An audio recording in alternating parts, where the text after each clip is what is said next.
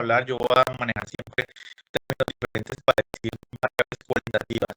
O les digo categóricas, o les digo en este caso variables nominales, también puedo mencionarlas. Entonces usted ya de inmediato hace la relación que son variables cualitativas, ¿vale? Que también podamos sumar lo que son las variables ordinales, ¿no? Entonces, esto no tiene un valor numérico real, describe las cualidades. Y de acuerdo a esto podemos clasificarlas en una escala nominal. En la escala nominal tenemos también dos opciones.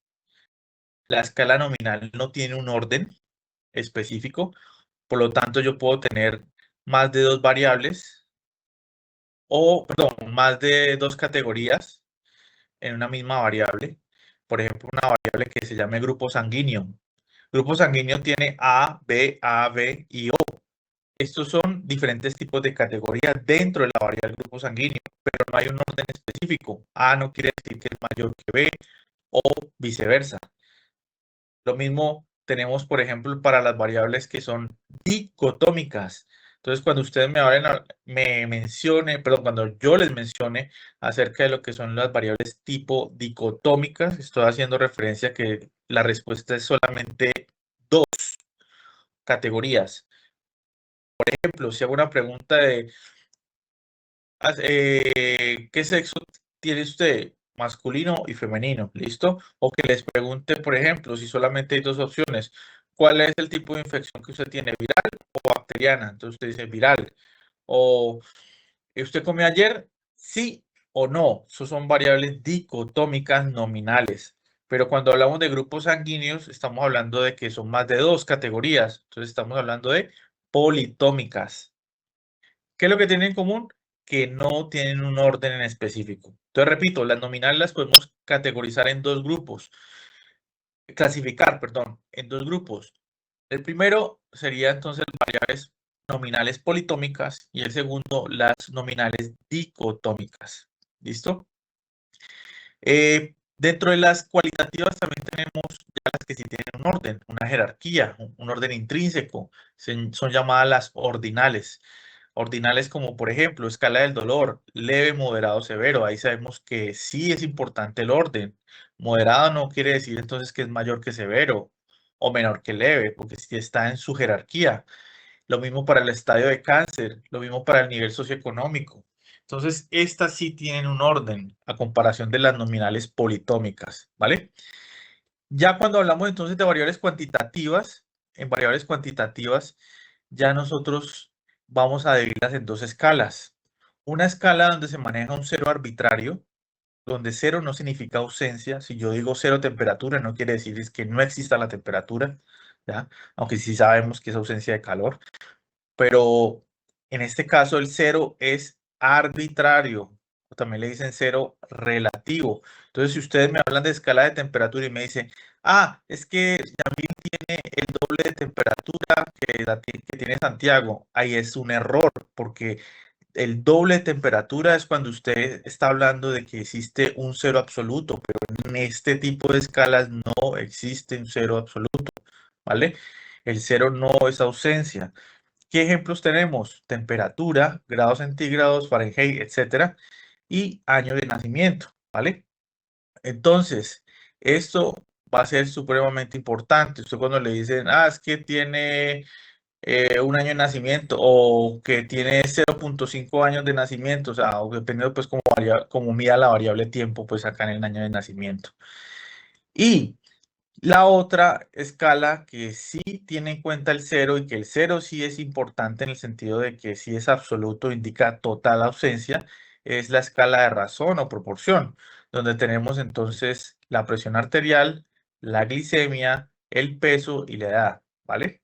Otra forma también de que lo podemos organizar nosotros esta idea de variables cuantitativas es variables cuantitativas discretas y continuas. Cuando me escuchen hablar de discretas, ustedes van a imaginarse un número entero. ¿Listo? Entonces, cuando yo les digo a ustedes, por ejemplo, en este caso la edad, La edad usted no la va a colocar 2.5 años, ya pues se podría, pero realmente uno coloca son el número entero. Entonces, esa es una variable cuantitativa discreta. Si me están hablando de, por ejemplo, una variable cuantitativa continua, en este caso viene siendo las que llevan el punto, perdón, la coma decimal. La coma decimal, si yo les digo, por ejemplo, presión arterial, 118,2 milímetros de mercurio, entonces es un valor de una variable cuantitativa continua, ¿vale? Entonces, este primer paso es supremamente importante. Si ustedes no tienen eso claro, de aquí en adelante va a ser un enredo total, ¿listo? Porque esto es lo básico. ¿Por qué? Porque a partir de esa información nosotros podemos obtener las estadísticas o la bioestadística. En este caso, sabemos que la población va a ser representada en este caso por una analogía de una olla. Esa olla para nosotros va a ser muy difícil hacer las mediciones porque es una población muy grande, entonces nos toca que tomar una muestra y esa muestra tiene que ser representativa y además de eso, pues la vamos a tomar en una cuchara y que de los 53,2 millones de colombianos, esta cuchara va a representar solamente el 100 pacientes de un hospital de Cali, por ejemplo. ¿Cuál es el primer paso que uno tiene que hacer? Primero, a ustedes les entregan unos datos. Esos datos no dan nada de información y si no están organizados. Entonces, primero para saber qué es lo que hay allí, tenemos que organizar esos datos. Y una vez que organizamos esos datos, vamos a mirar realmente con unas estadísticas básicas, que son las conocidas como estadísticas descriptivas, porque nos dan un resumen de la información que tenemos allí. Entonces utilizamos la estadística descriptiva para organizar, resumir y presentar los datos, porque también nos permite generar gráficas. Entonces, dentro de estas vamos a ver ahorita a continuación una clasificación. Después de que ya sabemos cómo está el terreno, ya sabemos cómo en este caso está el comportamiento de la desviación estándar o la dispersión de los datos, sabemos cómo las variables están relacionadas entre sí, ¿ya? Vemos los gráficos. Entonces, podemos, por ejemplo, hacer el salto a lo desconocido, en este caso a la estadística inferencial. ¿Qué es la estadística inferencial? Básicamente, a partir de una muestra representativa, nosotros inferimos los resultados de esa muestra hacia la población. O sea, lo que está pasando en la cuchara es un reflejo de lo que está pasando en la olla. ¿Listo? Eso es lo que hacemos con la estadística inferencial, pero para ello tenemos que hacernos unas preguntas que vamos a organizar en pruebas de hipótesis. Entonces hay una hipótesis alternativa y hay una hipótesis nula, ¿vale? ¿Y cómo medimos esto? Vamos a utilizar un estadístico, que ya les explico qué es un estadístico. Pero hay algo muy importante que dentro de esa prueba de hipótesis vamos a tener que el resultado lo reportamos en valor P o intervalos de confianza, ¿vale? ¿Para qué? Para que esto nos dé una respuesta acerca de qué tipo de decisión tomar, es decir, si quedarnos con la hipótesis nula o quedarnos con la hipótesis alternativa, ¿vale? Entonces, a partir de esta información, vamos a lo primero, que es la estadística descriptiva. Esa estadística descriptiva se organiza de la siguiente manera. Primero, vamos a mirar dónde está el centro de la población. ¿Y esto para qué nos sirve? Para, en este caso, mirar el comportamiento de esos datos y saber cuál es el punto medio. ¿Y ese punto medio para qué nos sirve? De referencia con respecto a los otros datos. Por lo tanto, ese punto medio, ¿cómo lo sacamos? Podemos sacarlo a través de un promedio, que también le conocemos como la media, y también podemos sacarlo a través de la mediana o la moda, pero hay que tener algo muy, muy en cuenta en esto, ¿ya? ¿De qué? Y me adelanto un poco. Resulta que los datos a veces se comportan de esta manera y a veces de esta. Si los datos se comportan de esta manera, nosotros vemos que si partimos esta gráfica a la mitad, tenemos dos lados que son simétricos. En cambio, si la partimos acá, vemos que no hay simetría. ¿Listo? Esta campana de Gauss, la que conocemos también como distribución normal, nos indica entonces que esto es una distribución simétrica de los datos. Y esto porque es muy importante.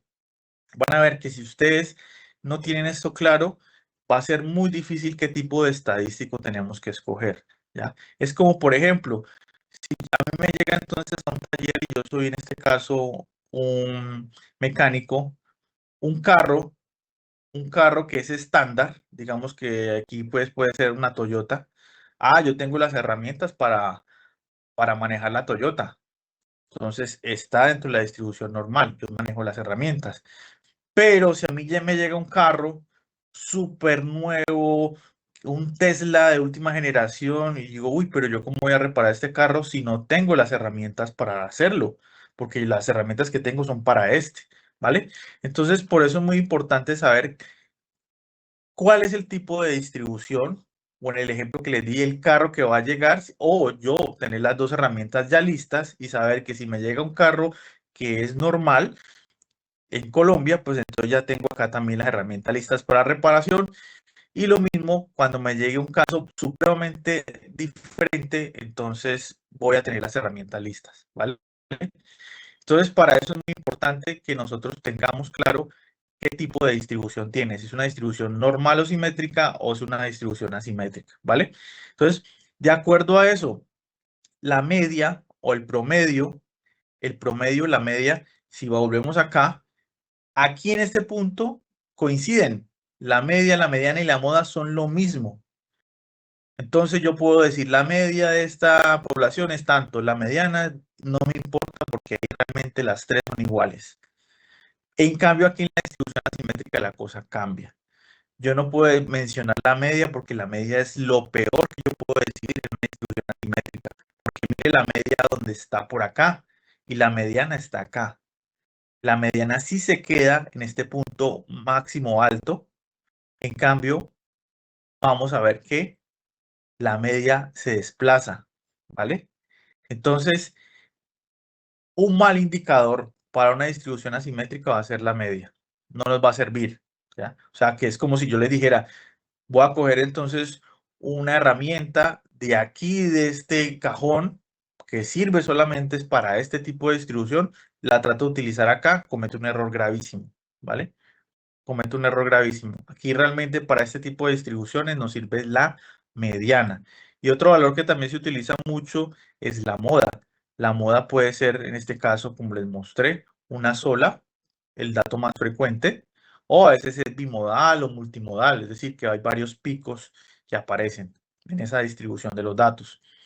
Estos me miden la tendencia central, resumen esa posición central de los datos. ¿Para qué? Para mirar luego la dispersión de esos datos. ¿Qué tan dispersos están esos datos? ¿Y esto cómo lo hago? A través entonces de estas medidas de dispersión que son el rango, que es el valor máximo menos el mínimo, la varianza, la desviación estándar, que es la raíz cuadrada, en este caso de la varianza, el rango intercuartílico, que ya lo vamos a ver que se ve precisamente en los diagramas de caja y bigotes. ¿Y esto qué nos va a medir? Nos va a medir la variabilidad de nuestros datos. Lo ideal es que nuestra muestra sea homogénea.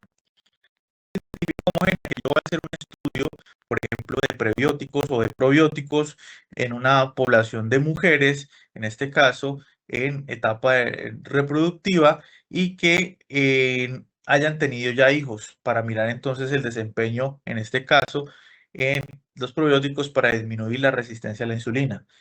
Pero si mi población de mujeres es de Cali, de la China, de Japón, de Estados Unidos, ya le estoy metiendo mucha variabilidad a mi estudio, ¿ya?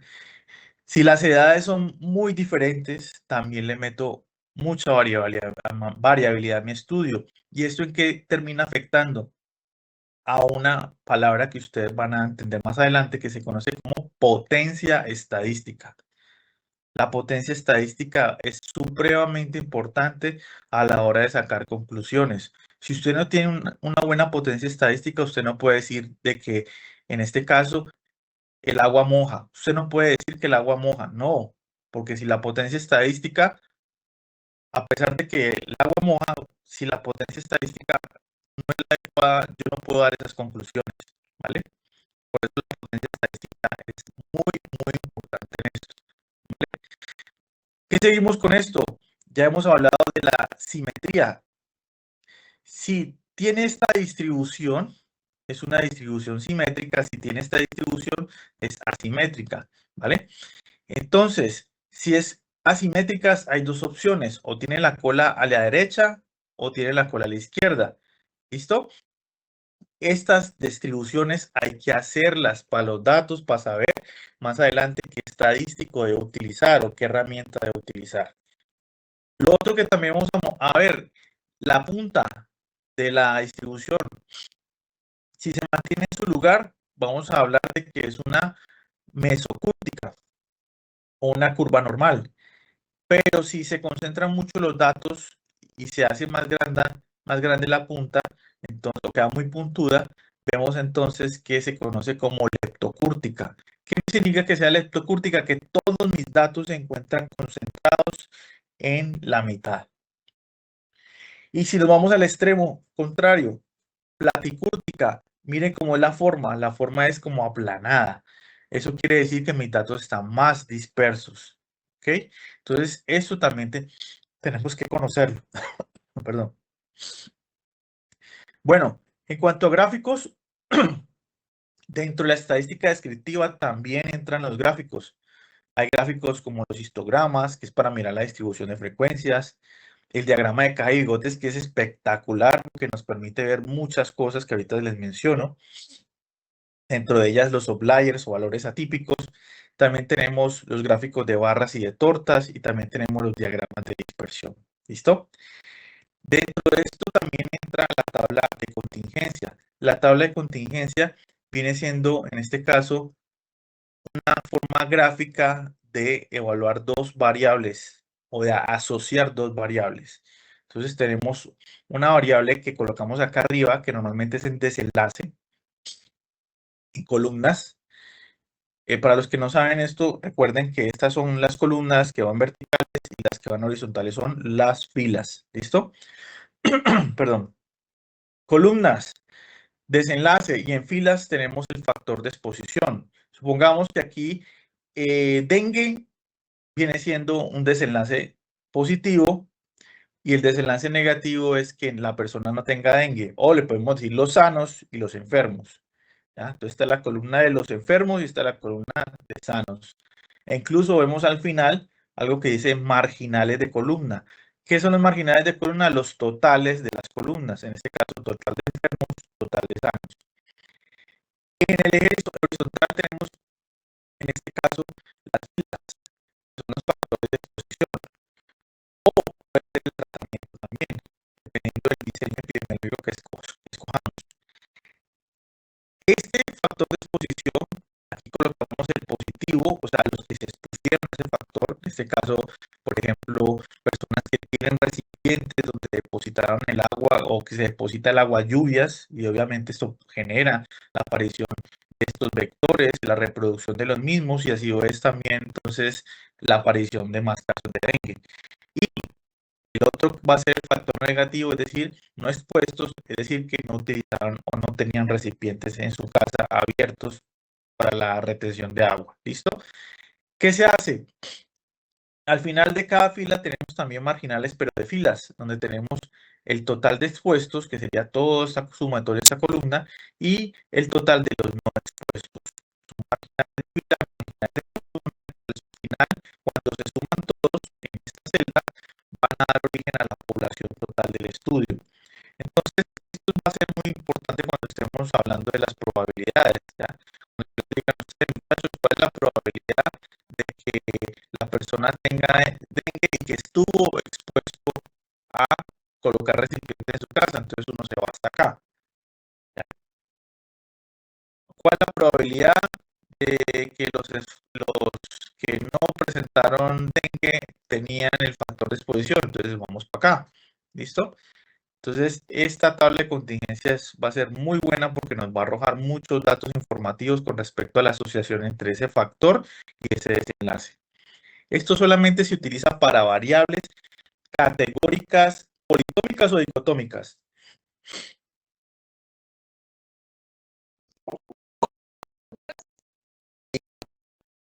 También que solamente hay dos opciones. Se podría hacer con politómicas, ¿ya? Pero realmente para este tipo de casos normalmente se utiliza son las dicotómicas, nominales dicotómicas. Estas tablas también son 2 por 2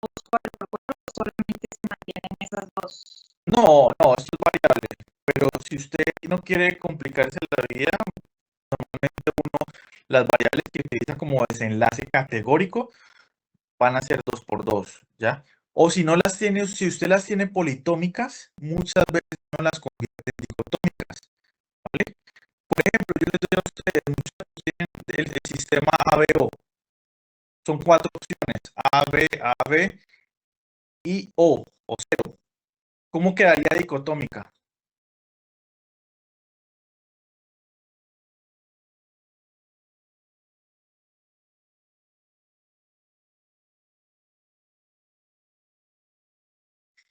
¿Cómo quedaría dicotómica? Teniendo 3 variables, profe, no.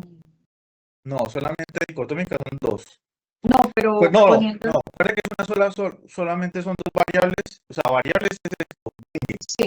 y la categoría sí y no son 2, ¿vale? Entonces, mi pregunta es, si yo le doy el sistema ABO, que en realidad son 4 categorías, ¿cómo me quedaría dicotómica? ¿Cómo la convertimos en dicotómica? Para que colocarla acá. No. Podemos colocar aquí, si nos interesa el grupo sanguíneo A, entonces colocamos el grupo sanguíneo A y otros, ¿ya?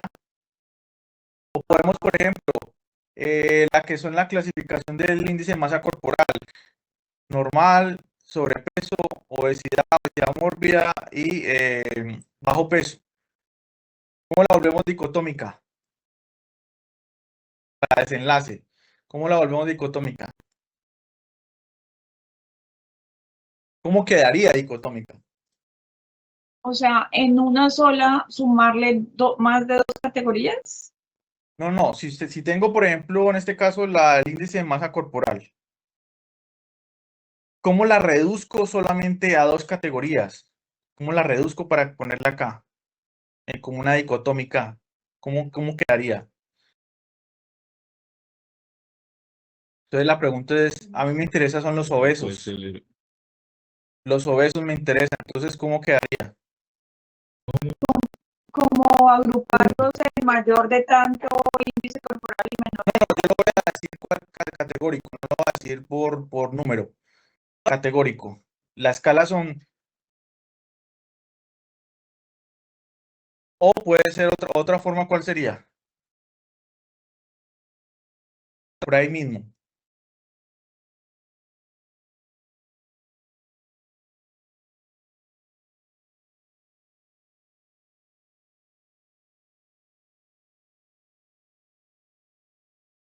No, si a mí me interesa es la obesidad como desenlace. Entonces, obesidad y peso normal. No, porque descartaría las otras, porque escogiste solamente 2 categorías, no incluiste en la otra las que faltan. Entonces, otra forma es colocar sí y no.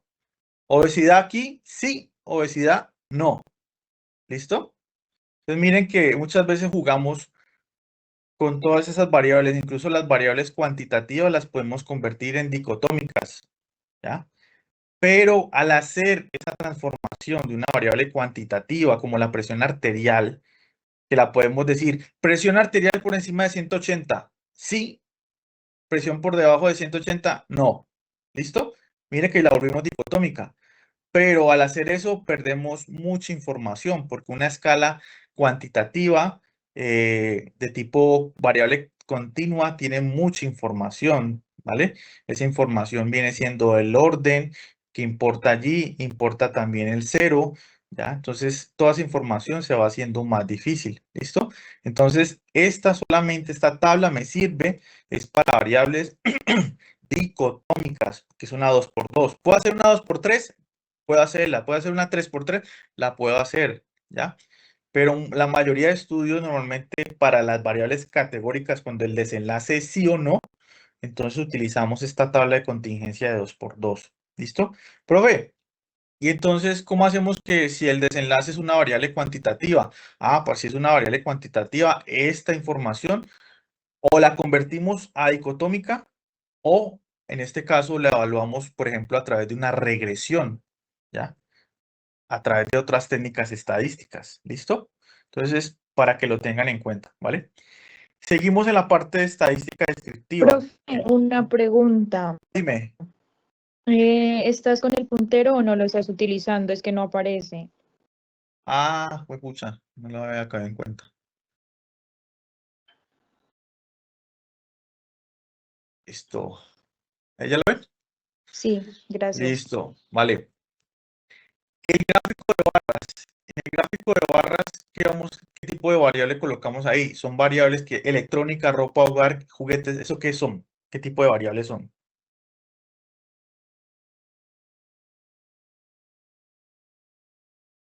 ¿Es numérica? ¿Cuantitativo? Son nominales. Nominal. Ah, no, es cualitativas. Cualitativas, ¿vale? Aquí normalmente utilizamos para estas son variables cualitativas. Entonces, porque es que sí, o sea, lo podemos hacer con cuantitativas. Pero imagínese usted poner una edad. ¿La edad es cuantitativa o no? Sí. Sí. No, sí. Depende, Sí. depende. Depende porque Depende, estamos depende buscando como, cuánto. si yo digo menores de 50, sí y no, pues ya sabemos que la edad en este caso pues, es dicotómica, ¿no? Pero si digamos que manejamos números enteros, o sea, es una variable discreta, entonces imagínense poner aquí en el eje X, poner cada edad. O sea, es horrible. Imagínense que llegamos hasta los 80, o sea que tenemos que hacer 80 barras. ¿Ya? Entonces, sí se puede hacer con las variables numéricas mientras sean poquitas las categorías, ¿ya? O incluso podemos convertir esa edad en grupos etarios, ¿ya? Para que sea más fácil hacer ese diagrama de barras, ¿listo? Pero normalmente acá manejamos las variables categóricas o las variables cualitativas, ¿listo? Hay de tipo de barra ascendente, descendente, hay barras horizontales, en fin. Este otro gráfico de barras también lo utilizamos en este caso para variables categóricas, pero acá estos que venían separados los juntamos en uno solo. Y normalmente la barra va de 0 al 100%. Entonces nos va a indicar, por ejemplo, el producto A tiene 40%, el producto B tiene 20% y el producto de servicios tiene, en este caso, el otro 20%, ¿vale? Y esto nos indica, nos queda mucho más fácil para la visualización. Son barras apiladas, su stack bar chart, que nos permite entonces utilizar esta escala de estas proporciones para mirar mucho más fácil cómo varían, en este caso, cada uno de estos productos, ¿vale? El otro es el histograma. El histograma solamente se utiliza para variables cuantitativas continuas, ¿vale? Porque si usted mete sexo masculino o femenino, solamente forma ¿cuántas barras ustedes creen que forman? Dos. 2 barras, ¿ya? Y este histograma está hecho para hacerse con más número de barras y por eso se utiliza las variables cuantitativas continuas, ¿vale? Entonces, por ejemplo, si doy la presión arterial o si doy, por ejemplo, ¿qué otra variable cuantitativa continua?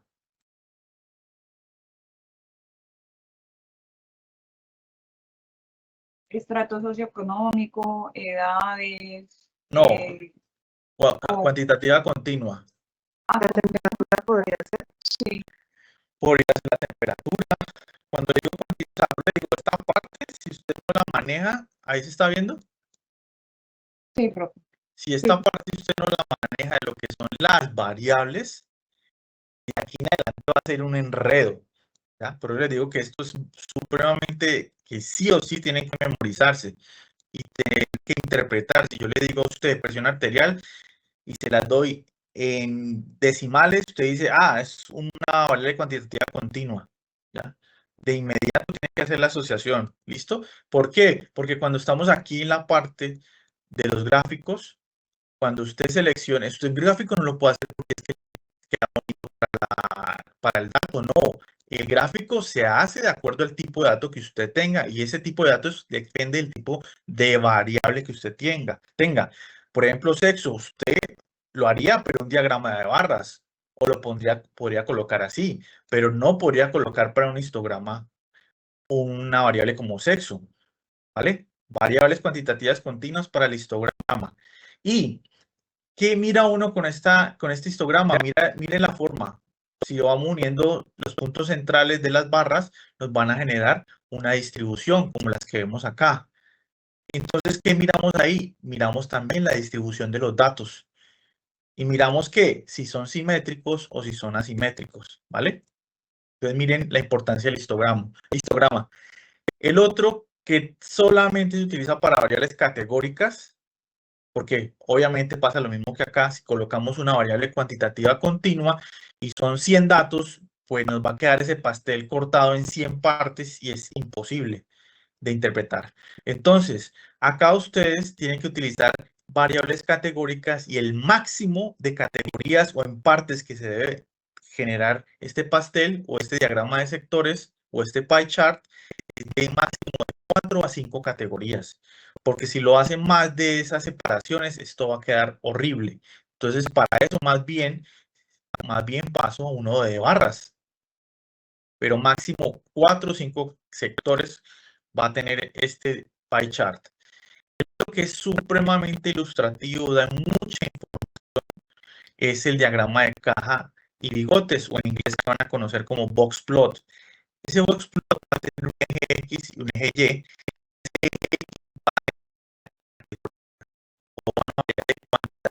Cualitativa. Y en cambio en el eje Y va a tener una variable cuantitativa. Que estamos asociando en un box plot dos variables. En los otros son univariados. ¿Por qué son univariados? ¿Es cualitativa o cuantitativa? Y en este se ponen los dos. Por ahí. Univariados porque estoy utilizando ¿cuántas variables? Una. Entonces repito, dentro de las variables, cuando se parte así, no. Todas son categorías dentro de una misma variable. ¿Listo? Dentro de una variable están las categorías. Las que están viendo acá. Profe, entonces, el Estos son diagrama de... univariados. Dime. Sí, te iba a decir eso. Entonces, solo el diagrama de cajas utiliza dos variables. Aquí ya utiliza dos. Y lo bueno, lo chévere, es que combinamos dos diferentes tipos de variables. Una cuantitativa y una cualitativa. Y mire que ya estamos viendo las asociaciones. Supongamos que aquí colocamos sexo. Bueno, a mí me faltaría otra acá. Y acá al lado colocar, no sé, podría ser el peso. ¿Ya? Sexo con respecto al peso. Entonces, ahí miramos esta caja. Pero vamos a entrar en detalles. ¿Qué es esa caja? Esa caja se conoce como, ya sabemos, diagrama de cajas y bigotes. ¿Por qué? Porque esta es la caja y estos que están aquí alargados son los bigotes. ¿Ok? ¿Qué información nos da este gráfico que es supremamente bueno? Primero, la caja la tenemos partida en la mitad. Esa que está en la mitad va a coincidir con la mediana. No es la media, es la mediana. ¿Listo? Y si partimos en 4 partes, desde acá, aquí termina el cuartil 1, aquí el cuartil 2, aquí termina el cuartil 3 y acá el cuartil 4. ¿Listo? Entonces lo partimos en 4 cuartiles o en cuartiles. ¿Listo? La mediana me va a coincidir con el cuartil 2. El inicio de esta caja me va a coincidir con el cuartil 1 y el inicio de la caja, al final de esta caja es cuartil 3. ¿Listo? ¿Y esto qué información nos da? Cuando yo resto Q3 menos Q1, me va a dar el rango intercuartílico. Y si ustedes recuerdan qué es el rango intercuartílico, ¿qué medida es? De tendencia central o de dispersión.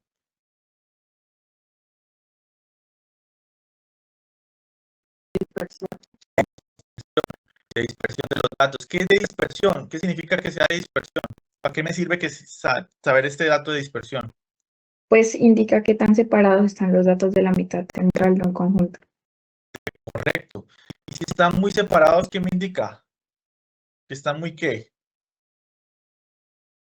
Muy dispersa la muestra. O si quiere podemos poner otra palabra, muy heterogénea. Hay mucha heterogeneidad de los datos. Y si está muy cerca, muy condensado, vamos a hablar que es más homogénea. ¿Listo? Entonces, esta caja en este momento está simétrica. Pero si la comparamos con esta caja de una distribución asimétrica, aquí se ve que ligeramente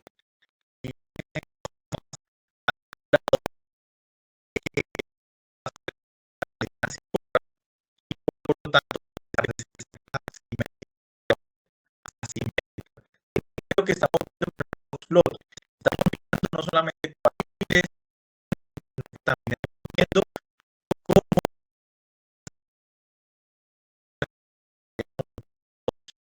identificar indirectamente si es una distribución asimétrica o si es una distribución normal.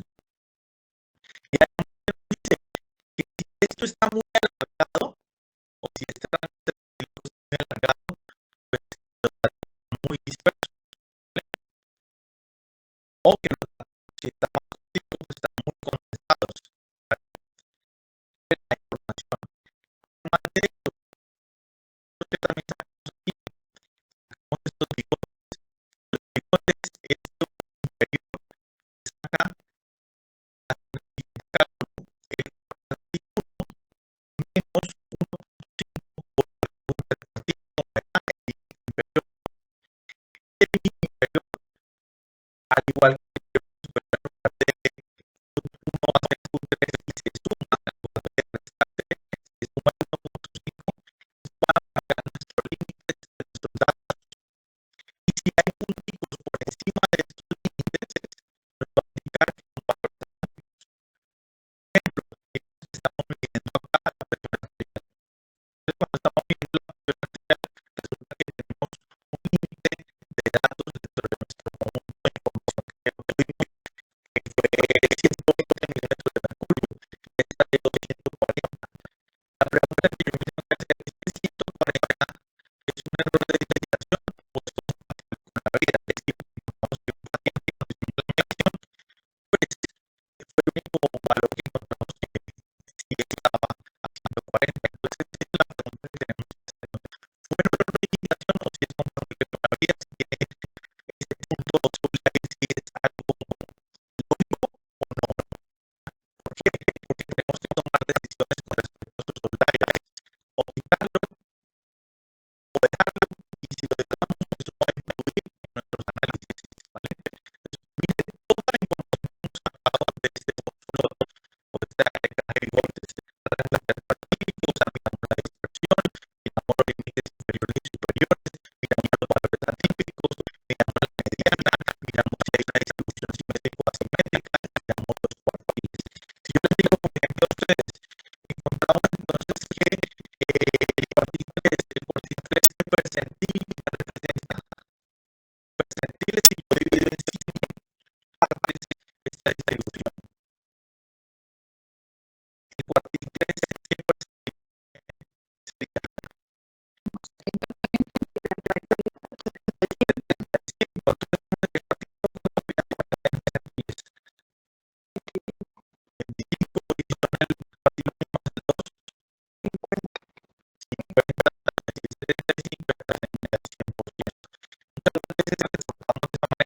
Decimos que tenemos el 75% de la población que se encuentra con la mayoría de, no sé, con la presión arterial, digamos. Entonces, para crear toda la información que yo puedo tocar acerca de los boxólogos. La otra, sí, correcto. Ya vimos que se puede asociar una variable categórica con una variable cuantitativa. Y en este gráfico, que es el que vamos a repetitar muchísimo, que es el de correlación o el diagrama de dispersión, vamos solamente a asociar dos tipos de variables que son cuantitativas continuas. Deben dos ejemplos de variables cuantitativas continuas que yo pueda asociar. Temperatura y pH.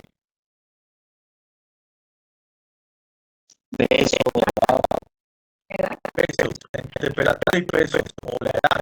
¿Listo? Aquí, entonces, en el eje siempre vamos a colocar la variable independiente o factor de riesgo o factor de exposición o tratamiento. Y en el eje Y vamos a colocar siempre el desenlace, ¿vale? O el efecto. ¿Para qué? Para mirar cómo se comporta esta nube de puntos. Si esta nube de puntos maneja este tipo de distribución y generamos una línea recta, vemos que es ascendente. Y como es ascendente, entonces podemos decir de que existe una correlación positiva. ¿Qué significa que es una correlación positiva entre la temperatura y, por ejemplo, una inflexión? ¿Ya? Entonces, a medida que aumenta la temperatura, ¿qué pasa con la inflexión? Pues puede estar manifestándose más fuerte o viceversa, perdón. Ambas son directamente proporcionales, ¿vale? O, por ejemplo, horas de estudio frente a ganar un parcial. ¿Ya? Entonces, quiere decir que entre más horas que estudie, más probabilidades tengo de sacar la nota más alta. ¿Listo? Entonces, eso es una correlación directamente proporcional. Si este gráfico fuera al revés, en sentido contrario, si manejara una línea de esta manera, estaríamos hablando de una correlación negativa. ¿Listo? Aquí se la estoy dando por encima, pero que terminemos esta diapositiva, vamos a especificar el notas gráficas. ¿Listo? Solamente para mostrarles que en estadística descriptiva podemos utilizar variables cuantitativas para hacer asociaciones. Y a eso le sacamos un coeficiente de determinación, un coeficiente de Pearson para ver entonces si entre 0 y 1, pero no voy a alargar en detalles, y eso lo vamos a ver ahorita más adelante. ¿Listo? Solamente para mostrarles esto, y que no solamente podemos meter dos variables, podemos meter hasta 4 variables aquí.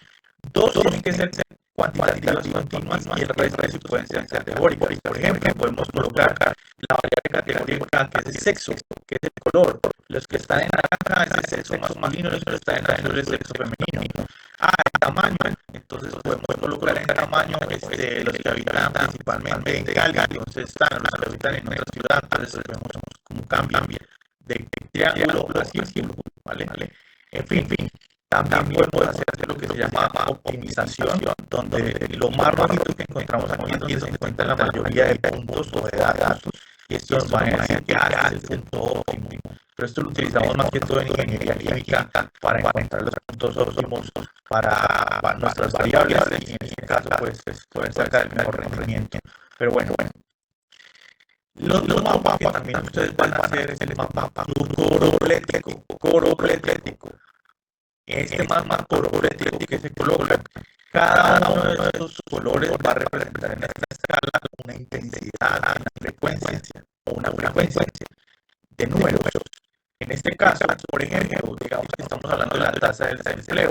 Esta tasa del desempleo, cuando está muy verde oscuro, es alto, es mayor al 15%, y cuando está en verde muy clarito, es el 15%, es bajo. ¿Okay?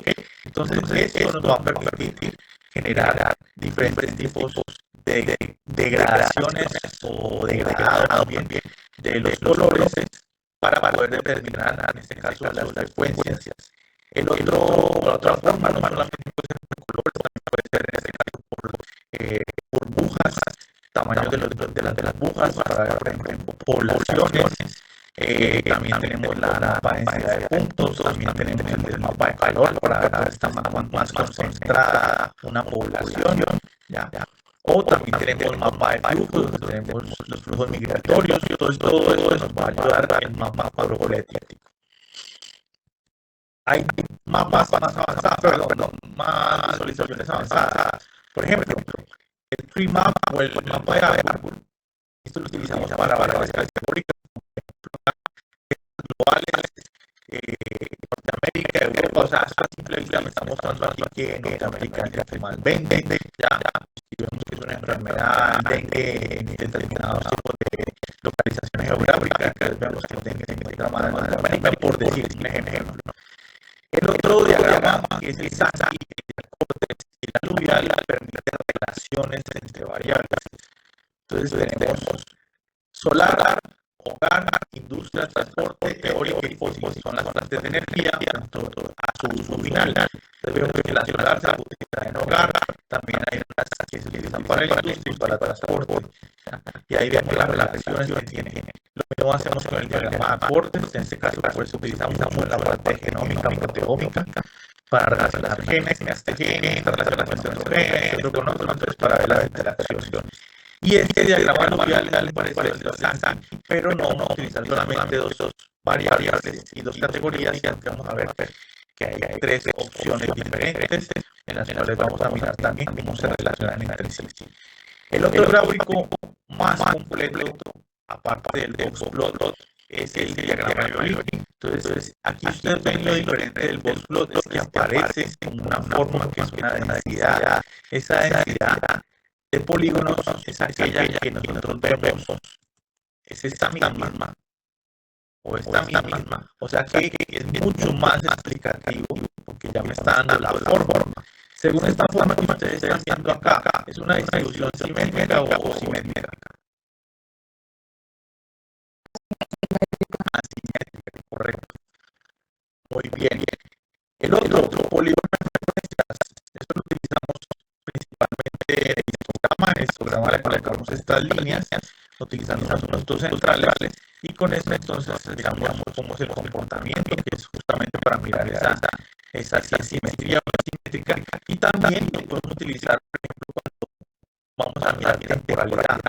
En la parte del eje colocamos años, meses, días, minutos, todo lo que es la variable de tiempo, y en el eje de tiempo colocamos lo que estamos cuantificando, ¿vale? Por ejemplo, número de casos con dengue, ¿ya? Entonces en enero, febrero, marzo, abril, en abril se presenta un mayor número de casos, entonces los podemos utilizar. El otro gráfico que se utiliza también mucho para mirar la relación, no solamente de una, sino varias variables en sí. Es decir, yo coloco acá, por ejemplo, los días y coloco las horas, y puedo entonces mirar que entre más rojo sea, o sea, relacionado a uno, es más correlacionado, o sea, más correlación entre la hora E, como bien aquí, entre la hora C y el día T, dependiendo de lo que usted preguntando, ¿no? Entonces, este mapa va a ser muy buenísimo para yo comparar las asociaciones entre diferentes tipos de variables al mismo tiempo, no solamente una a una, como lo estamos viendo acá en este de dispersión, que aquí solamente comparamos esta con esta, no, aquí las comparamos con todas las variables, ¿listo? Supongamos que tenemos 5 variables, y esas 5 variables las comparamos contra sí mismas para ver cómo se correlacionan entre sí, ¿vale? Y finalmente tenemos el diagrama de palabras o el word cloud.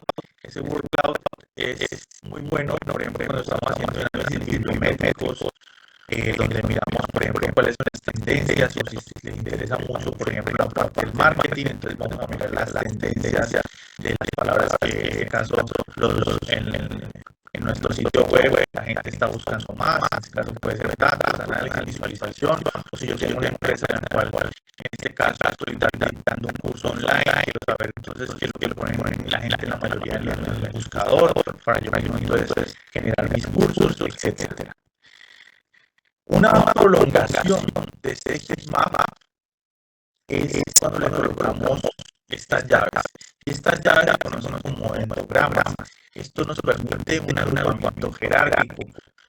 En filogenética es justamente importante para la taxonomía, para decir que, por ejemplo, el ser humano se relaciona con los bonobos y se relaciona pero no hay una diferencia, solamente un 1%, y esa diferencia se amplía al 5% si es un gorila, porque aquí estos dos puntos son el humano y el bonobo, y el gorila está por acá.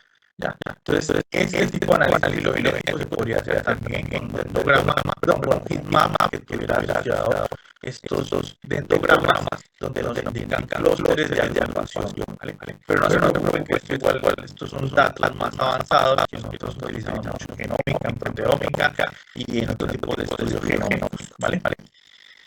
Bueno, ya que vimos de qué está compuesto la estadística descriptiva, hay que tener en cuenta entonces unos conceptos para entrar a la inferencial. Todavía no hemos hablado de la inferencial. Los conceptos van. ¿De qué es incertidumbre? Incertidumbre, en este caso, es cuando vemos que existen unas probabilidades de que, en este caso, mi predicción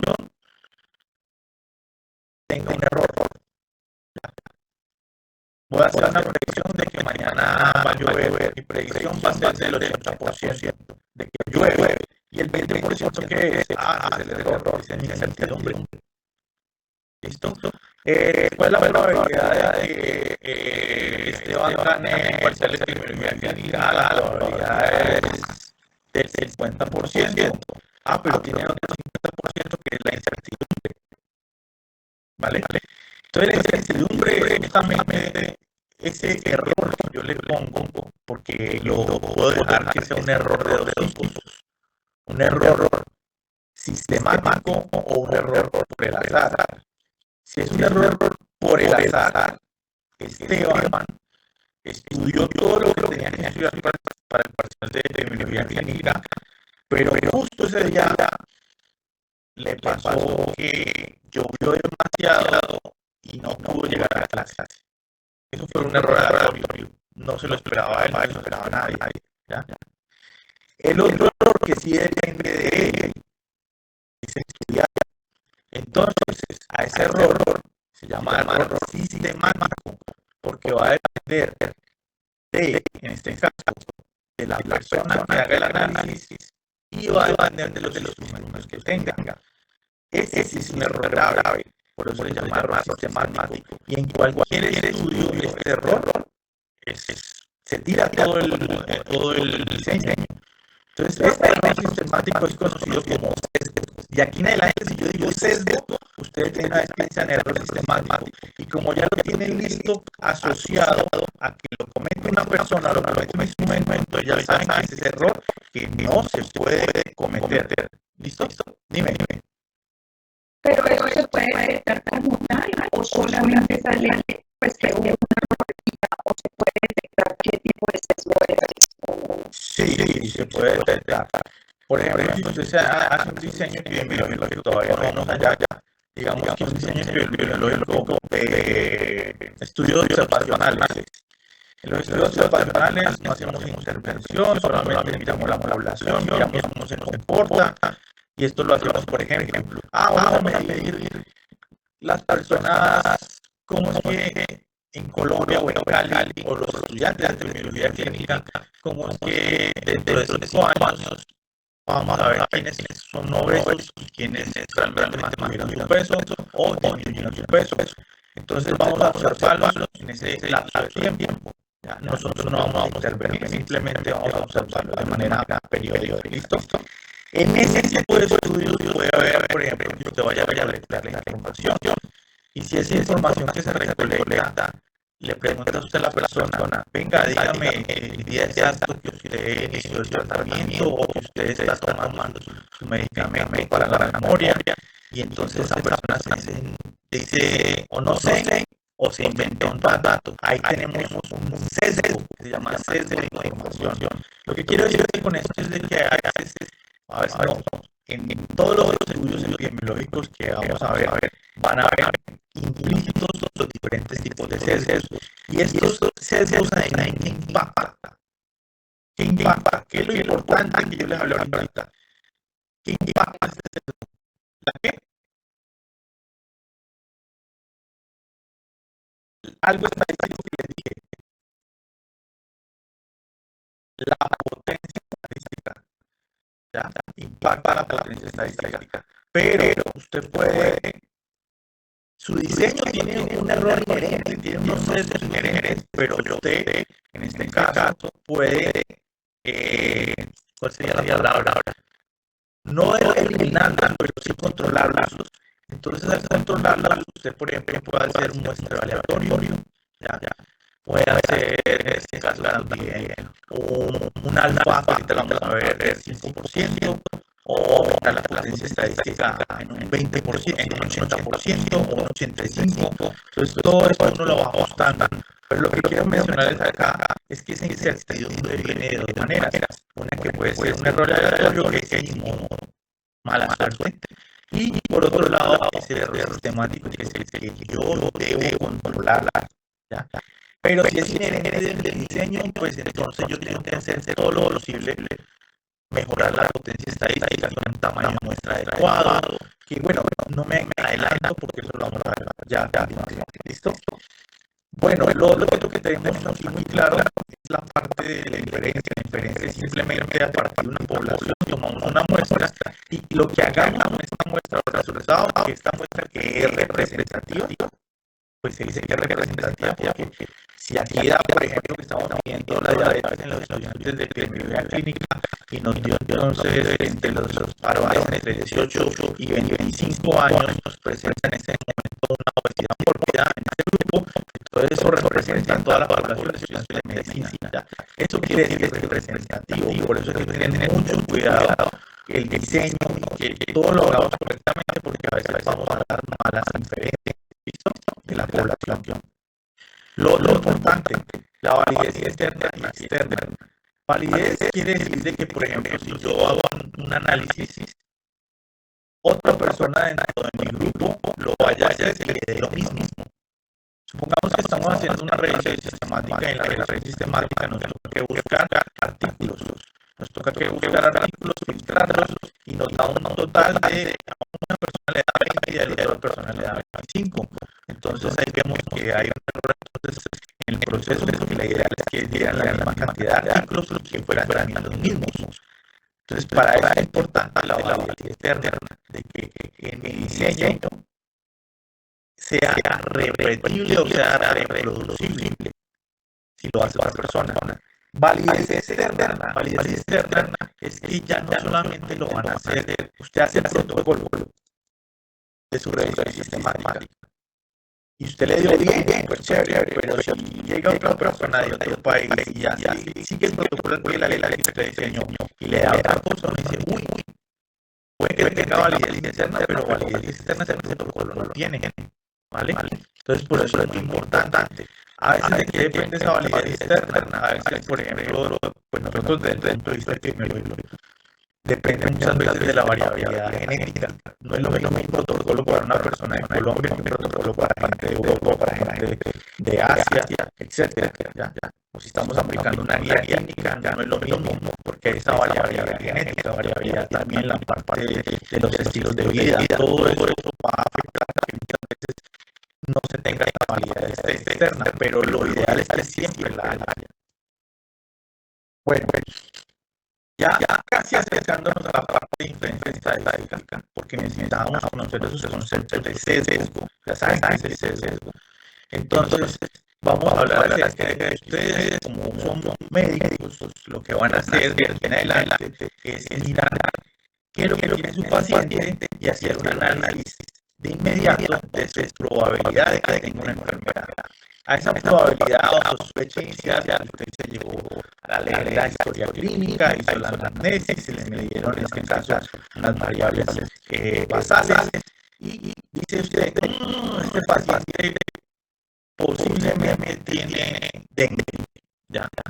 Tiene fiebre de tanto, vive en el oriente de Cali, vive en la comuna G8,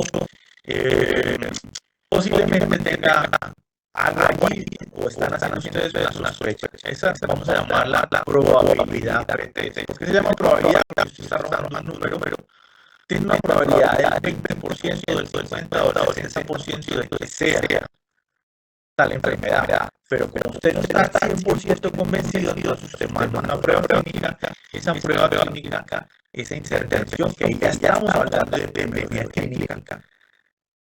Estamos dando, mejor dicho, una visión muy por encima de lo que vamos a ver más adelante, es la prueba diagnóstica. Las pruebas diagnósticas tienen que tener unas métricas para decir esta prueba diagnóstica realmente me da la certeza de que cuando yo la haga, el paciente realmente, si yo le digo que tiene o no tiene dengue, sea totalmente cierta, ¿vale? Entonces, eso lo vamos a ver en detalle de cuáles son todas las métricas que vamos a utilizar en esas pruebas. Una vez usted manda esa prueba diagnóstica, usted ya esa probabilidad puede aumentar o puede disminuir. A esa probabilidad la vamos a llamar probabilidad post-test o probabilidad post-prueba. Es una certeza ya realizada. Se llama entonces los análisis de laboratorio y dice, bueno, tengo una certeza del 100% que ya pasó del 80 al 100% de que este paciente tiene dengue, ¿vale? Entonces, esto es un tratamiento que se conoce como razonamiento bayesiano en la práctica clínica. Hablamos de probabilidades pre-prueba y post-prueba, como estas van a cambiar por la intervención diagnóstica, ¿vale? Bueno, haciendo ya el salto a lo bueno, a lo novedoso que es la inferencia. Un mini resumen, hasta ahora que hemos visto las variables cuáles son, hemos visto también cuál es la estadística efectiva, que hay una medida de tendencia central, hay una medida de tendencia de dispersión, hay una medida de asimetría y que también se hacen gráficos. Pero la pregunta es, ¿qué hacemos entonces en la inferencia? En la inferencia, como lo ven acá, ya hemos dicho, tomamos una muestra de la población y esa muestra de la población tiene que ser lo más representativo, porque lo que yo diga que se hace acá está representando la población completa. ¿Listo? Entonces, por eso es muy importante en la inferencia estadística también el proceso. En ese muestreo, nosotros vamos a tener unos parámetros y unos estadísticos.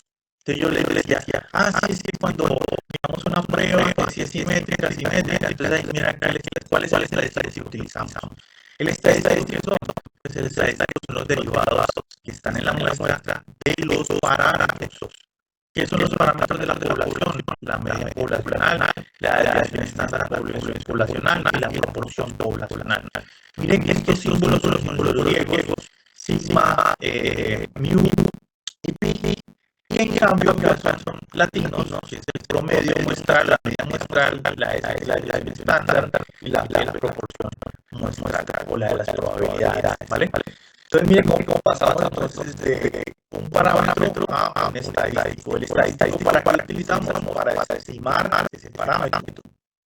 Estamos haciendo una estimación de esta muestra representativa. Entonces, si ustedes me cometen un error de colocarme la media poblacional, perdón, la media muestral, me la colocan con esta letra, pues ahí se están equivocando, que la media se representa muestral, se representa de esta manera, la desviación estándar y la proporción de esta manera, ¿vale? Bueno, antes de eso, yo les mencionaba que hemos hablado de los sesgos. ¿Cómo evitamos los sesgos? Haciendo lo ideal es hacer un muestreo probabilístico. Entonces, en esta diapositiva, ¿qué van a ver ustedes? Dos tipos de muestreos. Un muestreo aleatorio y un muestreo que no es aleatorio. El que no es aleatorio lo llamamos exploratorio o no probabilístico. Para reducir el sesgo, lo ideal es que hagamos una aleatorización. Por ejemplo, que tenemos una tómbola y vamos a sacar al azar. No estamos viendo los números, sacamos al azar una de estas balotas y con eso entonces estamos recogiendo una muestra, ¿vale? Pero es al azar. Por ejemplo, el 100 de técnicas al azar de una base de datos en Cali.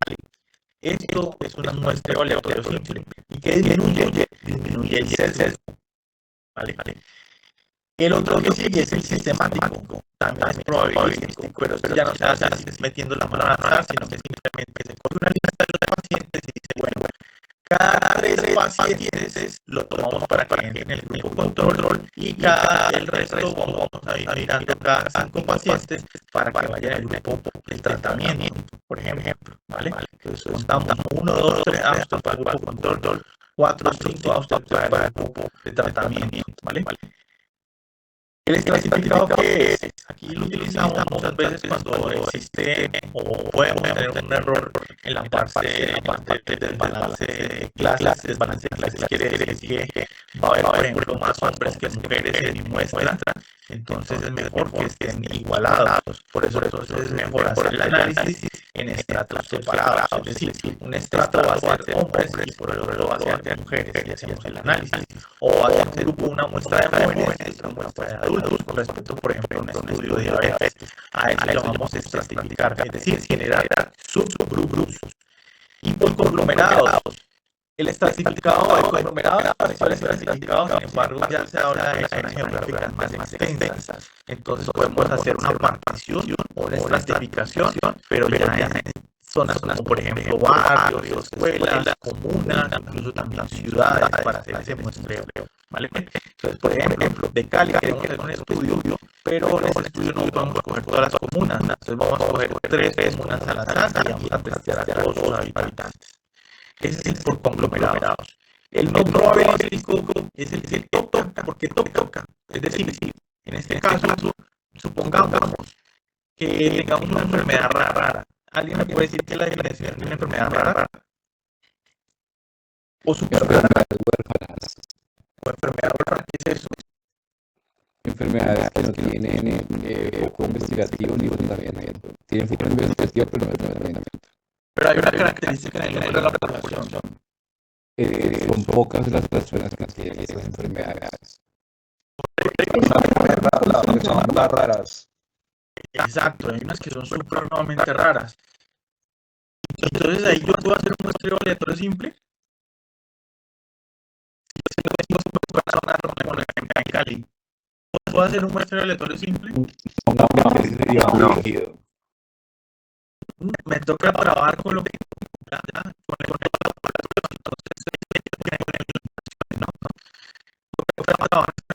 personas que hay. Entonces vamos a ver experiencia. Por ejemplo, vamos a estudiar vamos a estudiar a los estudiantes de medicina de la propia universidad. O sea, tenemos que cogerlos pues, a todos, ¿no? O, como les dije, si tienen una enfermedad solamente rara, solamente son 4 personas, pues trabajamos con las 4 personas. El otro, que se llama intencional por juicio, aquí sí se basa en un juicio de un experto. El experto es el que se encarga de elegir esos pacientes, ¿ya? Y el otro se llama el bola de nieve. Supongamos que en este caso vamos a hacer un estudio del consumo de estupefacientes en este caso, por ejemplo, en el barrio por seguros, vamos a mirar en el parque y entonces lo que vamos a hacer es buscar a una persona que esté vendiendo y decimos, venga, es que quiero hacer un estudio de esto, pues obviamente no es tan fácil, pero le dice, vean, necesito que me consiga otras 2 personas y que esas 2 personas consigan otras 2 personas, ¿ya? Entonces así va haciéndose la famosa bola de nieve. Vamos reclutando y generando una red y de esta manera pues podemos encontrar la muestra, ¿ya? Porque pues esto es cuando, por ejemplo, yo desconozco quién es el surtidor de esto, entonces yo lo puedo hacer de esa manera, ¿vale? Entonces, la desventaja de este es que obviamente va a tener mucho probabilístico. ¿Listo? Entonces, que acabamos de ver, vimos los tipos de muestreos que hay. Estos son los muestreos fáciles, porque ya hay otros más adelante cuando les toque en posgrado. Vamos a ver que va a depender de la prevalencia de la enfermedad, va a depender de otros parámetros o otras métricas para sacar la muestra, en este caso, de la población, la cual vamos a testear. Pero también esto es como la base para poder hacerlo. Y llegamos a un punto que para mucha gente es muy difícil de entender, es lo del valor P. En inferencia estadística, tienen que tener muy claro para qué sirve. Sirve para yo poder decir, por ejemplo, estoy utilizando Cardionexo, y el Cardionexo en pacientes con infarto agudo de miocardio me reduce la mortalidad. ¿Ya? O yo estoy tomando, por ejemplo, Ozempic. ¿Alguien sabe o alguien no sabe qué es Ozempic?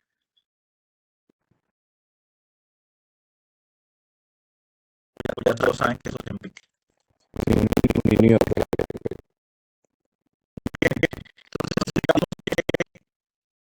Voy a sacar un producto nuevo que sea el competidor de Ozempic para reducir la obesidad. ¿Listo? Y se va a llamar, por ejemplo, espirulina.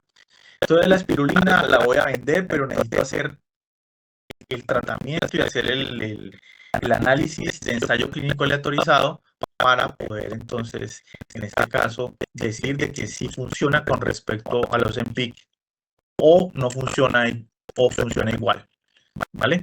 Entonces para eso yo tengo que hacer unas pruebas de hipótesis y esas pruebas de hipótesis entonces yo las planteo de dos maneras.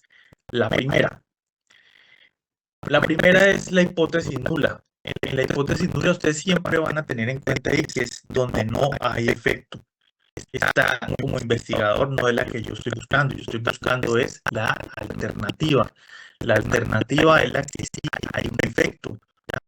Pero como estamos en bioestadística, entonces vamos a decirla de la siguiente manera. Hipótesis nula. No hay diferencia estadística en la mortalidad entre CardioNexo y el placebo. No hay diferencia. No hay efecto. Y en la alternativa sí hay diferencia estadística entre CardioNexo, reduce la mortalidad comparado con el placebo o con el tratamiento convencional. Entonces aquí sí estamos buscando el efecto, ¿vale? Yo como investigador cualquiera, pues quiero es esta. Quiero esta para yo poder vender mi producto. ¿Cómo hacemos para probar estas hipótesis? Tenemos que hacer un diseño del estudio y un análisis estadístico. Y ese análisis estadístico nos va a tener que ayudar a escoger un estadístico, porque vamos a utilizar una prueba, entonces vamos a utilizar un estadístico. Pero otra cosa que tenemos que tener en cuenta también es cómo están distribuidos mis datos, porque volvemos al ejemplo de las herramientas y el mecánico. Si yo tengo esta distribución de los datos, me sirven estas estadísticas. Pero si el comportamiento de este carro es muy diferente y yo no tengo las herramientas estadísticas, pues entonces yo no puedo concluir nada de esto. O si las tengo, estas herramientas estadísticas me funcionan es para este tipo de carro y no para este. ¿Ya? Entonces, esa es la importancia también de conocer si es una distribución de mis datos simétrica o asimétrica. ¿Listo? Un ejemplo clave, o más bien algo que tienen que ustedes conocer. Normalmente las que se comportan así son las variables cuantitativas continuas. Y las que se comportan así normalmente son las variables nominales o ordinales.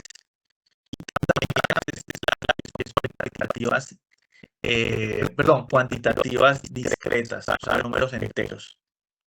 O sea, la mayoría que da una distribución normal es una cuantitativa continua, como por ejemplo puede ser una presión arterial, pero también va a depender del número de datos. Si son 100 datos, pues entonces obviamente se genera mejor la curva, pero si son solo 2 datos, pues yo como voy a decir que una cuantitativa continua me va a generar este dato si solamente tengo 2 datos, ¿no? Entonces eso también es importante. ¿Cómo hacemos entonces el análisis estadístico? El análisis estadístico lo vamos a medir y me voy a saltar unos pasos que están por acá adelante. Esto. Para que puedan ustedes llegar aquí a un punto clave, que es el valor P y el intervalo de confianza. El valor P, veanlo ustedes como un interruptor. El interruptor va a dar dos valores, o significativo o no significativo. Y esto es lo que muchas de las personas aburren en la estadística diferencial porque no entienden, pero hoy van a entender ustedes. El valor P mide la probabilidad de que los resultados sean por la suerte, pero ustedes no se van a enredar memorizando esto porque ustedes van a entender que es un interruptor del azar. ¿Cuáles son las dos opciones? O me da significativo o no me da significativo. ¿Qué significa que me dé significativo? Significa que yo me quede con la hipótesis alternativa y rechace ¿cuál? Rechace la nula. Repito, ¿qué significa significativo? En pocas palabras, significa que yo me quede con la alternativa y rechazo la nula.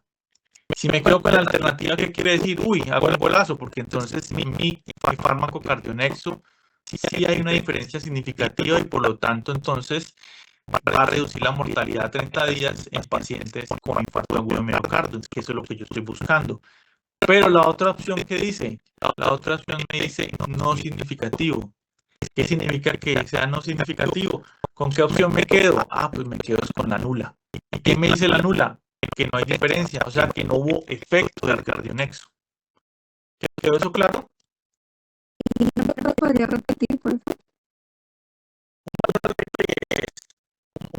Vamos vamos a verlo como, estoy explicando de manera sencilla, ¿no? Porque pues, si lo explico de manera estadística, nos complicamos la vida. Alguien que me responda, ¿cuáles son las dos opciones del valor P? Una nula y otro como No, resultado. aquí cómo está. Que sea significativa o no significativa. Correcto, ¿sí o no? Por eso les dije que es un interruptor.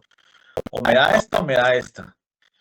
¿Qué significa que me dé significativo? Que tuvo un resultado. Que No, me quedo ¿cuál con de la estas escojo? alternativa. ¿Cuál de estas escojo? La hipótesis alternativa. La hipótesis alternativa.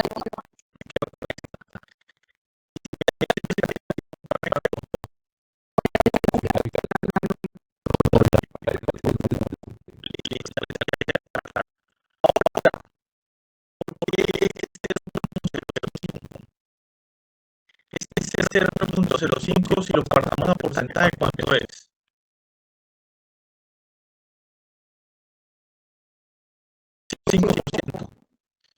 5%, ¿vale?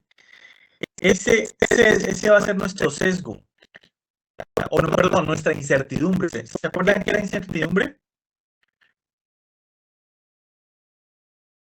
El ejemplo, mañana llueve,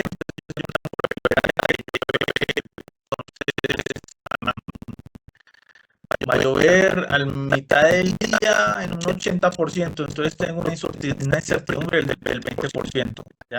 O sea que no tengo muy claro, porque puede ser por el azar y el azar no lo controlo. ¿Listo?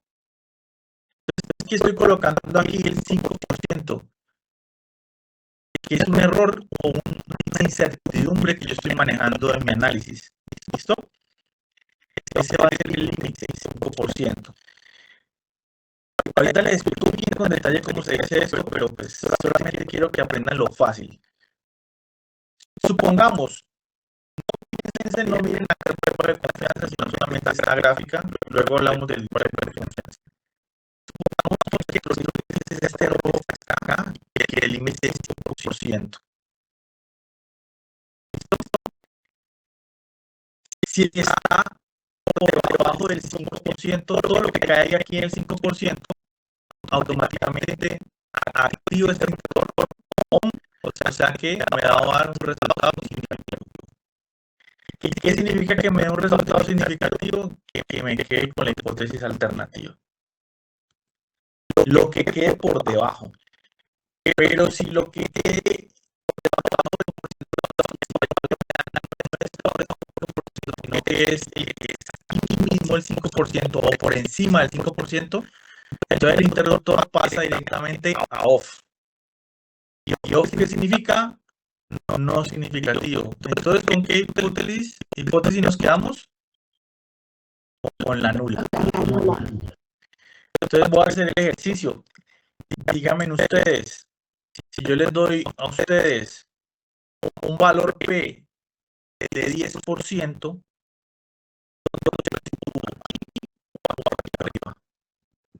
No significativo. No significativo. no, solamente se pregunta arriba. ¿Por qué? Porque el límite es 5%. 5. Para los que no hayan entendido, 0, 1, 2, 3, 4, 5. Para arriba, 6, 7, 8, 9, 10 para arriba. Y le dije 10%, 10% está por acá. O sea que se sube, se pasa este límite. Este límite es el de incertidumbre, 5%, lo pasé. Entonces, ¿dónde cayó? Cayó en el lado del OFF. ¿El OFF qué significa? No significativo. Entonces, ¿con qué hipótesis nos quedamos? La nula. ¿Cómo interpretamos entonces? ¿Cuál es la interpretación? Nula.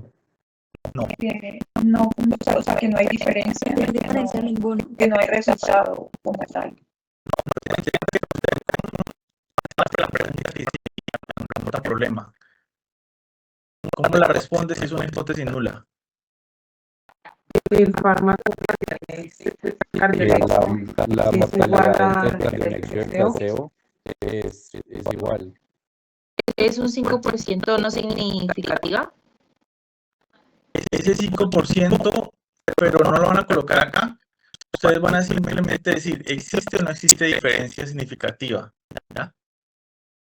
En este caso, no hay diferencia estadísticamente significativa en la mortalidad. Si quieres, lo pueden escribir todo completo, sería mucho mejor.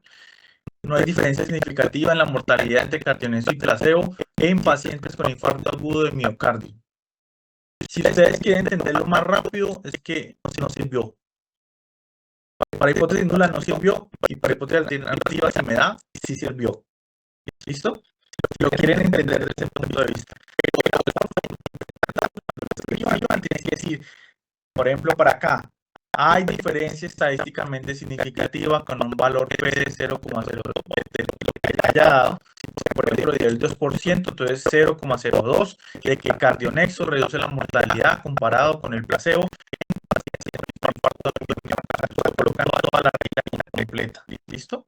Eso es lo que se debe hacer. Lo que yo pedagógicamente le estoy diciendo es que hipótesis alternativa es que hubo efecto y la nula no hubo. Ahora, alguien que me responda, si yo les doy a ustedes, en realidad este límite ya no, este límite se va a llamar alfa. Alfa o nivel de significancia. Así lo vamos a llamar. Más adelante le ponemos otros nombres, pero este es un error, ¿vale? Es un error que yo controlo. Este alfa ya no va a ser 5%, sino que lo vamos a subir al 10%. Si yo subo este alfa al 10% y les doy un valor de 10.5%, ¿cuál de estos valores, cuál de estos resultados obtengo si yo les digo que mi valor P dentro del proceso que yo hice estadístico me dio 10.5%? ¿Cuál de estos dos resultados escojo? Es significativo.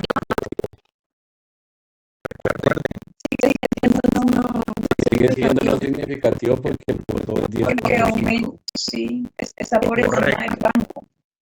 Correcto, entonces yo aumenté mi nivel de significancia, el alfa lo aumenté al 10% y mi valor quedó como si siguiera viendo 10.5%. Es como si estuviera siguiendo, es como si siguiera viendo el 5%, solo que ahora veo 10.5. No Correcto. cambio,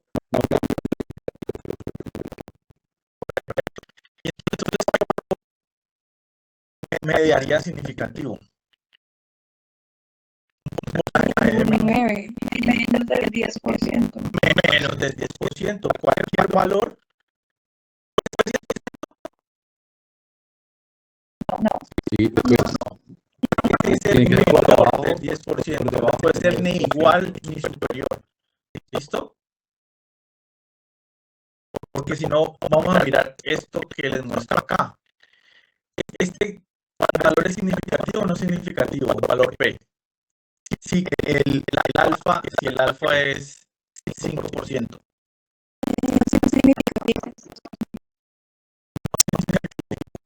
¿Está por encima o está por debajo? Por encima. Por encima. Este valor de aquí. No.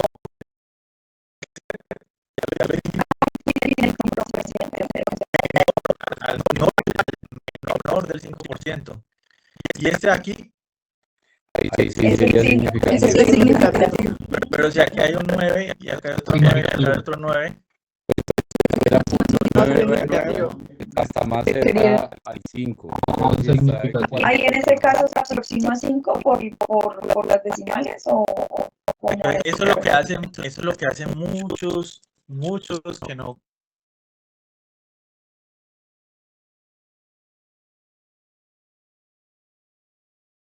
Profe, no se le escuchó, se preparaba. Alguien te prendió el micrófono. Alguien se nos prendió el micrófono. Listo.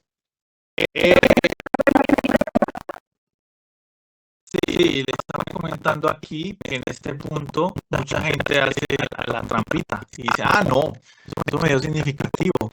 Y realmente no es muy claro. Y como no es muy claro, entonces tiene que mejorar la potencia estadística. Mejoramos la potencia estadística para bajarlo más ese poder estadístico, ¿vale? Perdón, para bajar ese valor P. Porque si no, o sea, ahí realmente no nos da mucha claridad. Entre más cercana al error o a esa incertidumbre que les digo, no es lo adecuado. Lo adecuado es tener, por ejemplo, si me da un valor así, le digo, no, es extremadamente significativo. ¿Ya? Entonces, eso es lo que yo estoy buscando en mi estudio. Dime.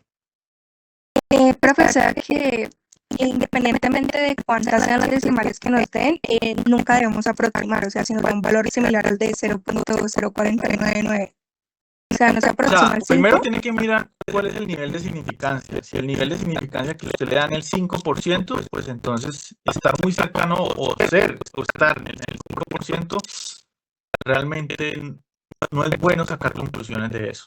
Hay que O sea, lo mejorar el ideal es no estudio. aproximarlo.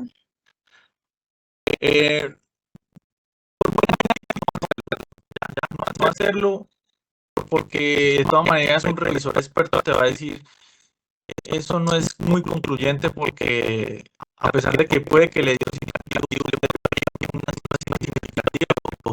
pero no es muy concluyente, ¿vale? Entonces hay que leerlo con cautela, ¿vale?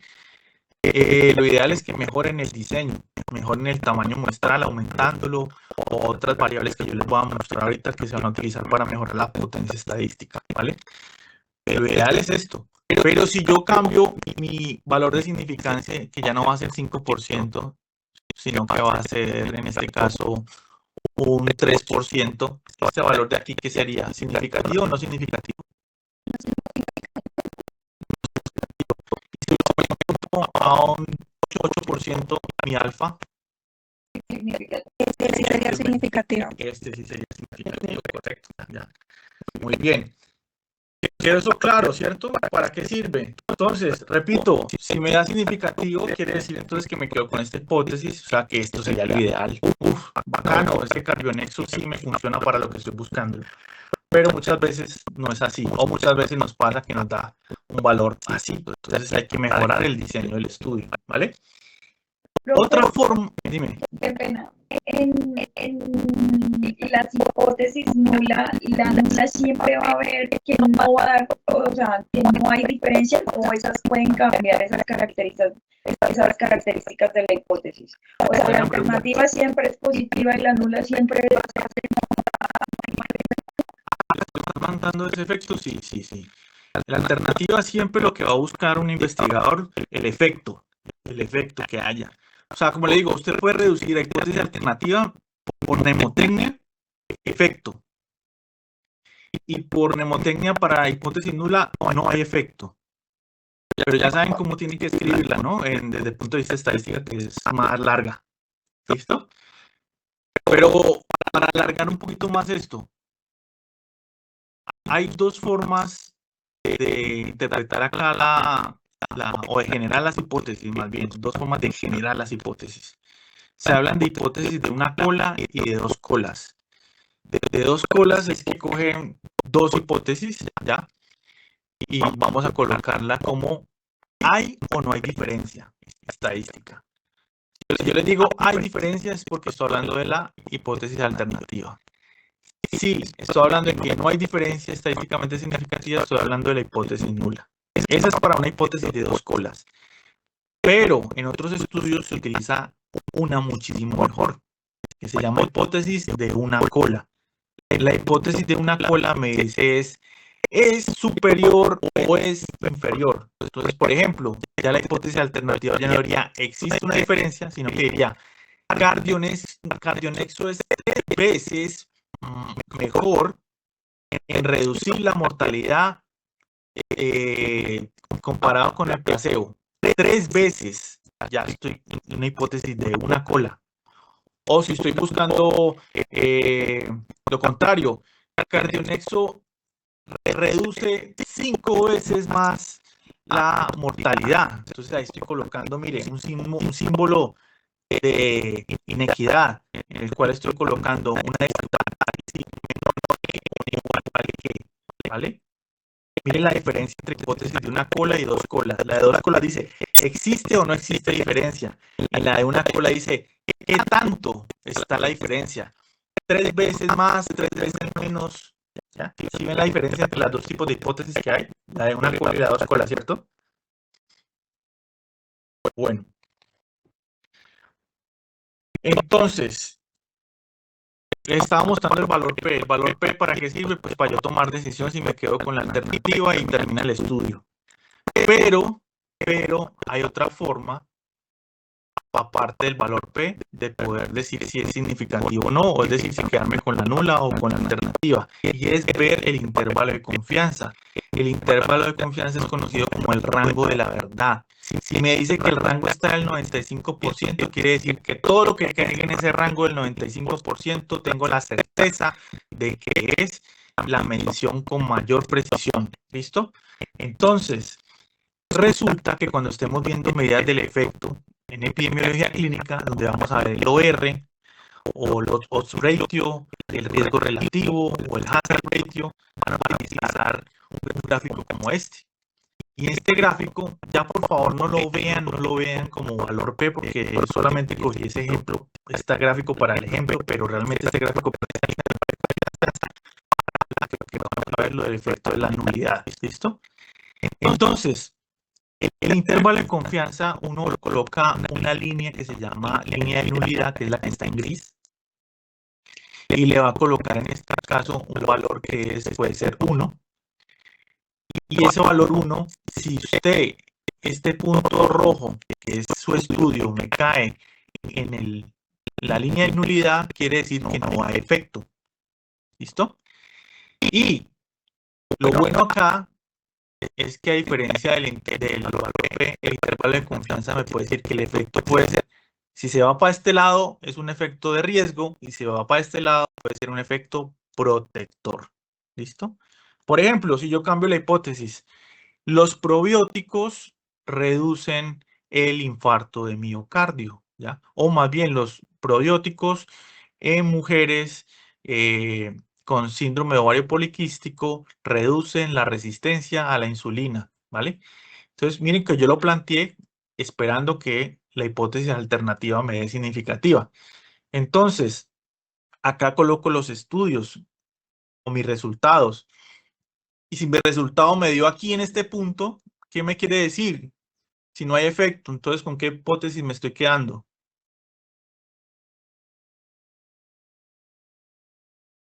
Con la nula. Con la nula. Si no hay efecto, yo les dije a ustedes, mnemotecnia, efecto, no efecto. Entonces me estoy quedando acá con la nula, ¿vale? Pero como hablamos de un intervalo, este es el punto medio y este es el punto inferior y o el límite inferior y este es el límite superior. Profe, entonces, ¿cómo interpretamos esto? Si se va para este lado, si se va para el lado derecho, podemos decir que es un efecto de riesgo, ¿ya? Un efecto. ¿Cuál fue el efecto? Pues que hay un mayor riesgo, en este caso, del consumo de probióticos. Si nos vamos para este lado, hay un factor protector, que es lo que estamos buscando nosotros, ¿vale? Pero si mi intervalo de confianza o los bigotes de este intervalo de confianza me atraviesan esta línea de nulidad, que ya sabemos que es el 1, si atraviesan el 1, de inmediato digo, ese resultado es no significativo. Y si significa que no es significativo, ¿qué quiere decir? ¿Con qué hipótesis me quedo? Con la nula. Con la nula. ¿Listo? En cambio, por ejemplo, acá, este de acá es un intervalo de confianza más estrecho y no atraviesa la línea de nulidad y está al lado del factor protector. O sea que aquí me da significativo. Y aparte que me da significativo es un factor protector. O sea que yo me quedo con la hipótesis nula o la hipótesis alternativa. Alternativa. Alternativa. Entonces, ¿qué les acabo de mostrar a ustedes? Que existen dos formas de tener un valor significativo o no significativo. Es decir, quedarme con una hipótesis nula o alternativa en mi estudio, que es la finalidad de mi estudio, ¿no? Pero hay un problema, que por ejemplo, aquí me puede dar significativo, pero cuando miro el intervalo de confianza, por ejemplo, aquí no se ve tan bien el problema. El problema es si yo, por ejemplo, esta bolita no me queda aquí, sino que me queda acá, ¿ya? Y digamos que esa bolita es significativa, pero tiene unos bigotes que son los intervalos. Y ese intervalo me atraviesa el 1. Entonces, ¿cuál sería el resultado ahí? ¿Significativo o no significativo?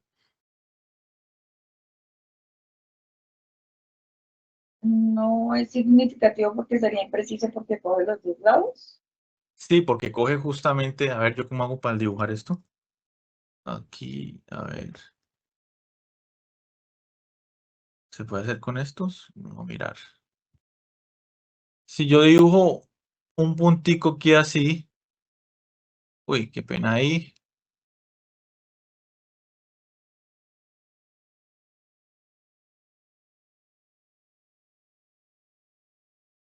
¿Cómo lo interpretamos?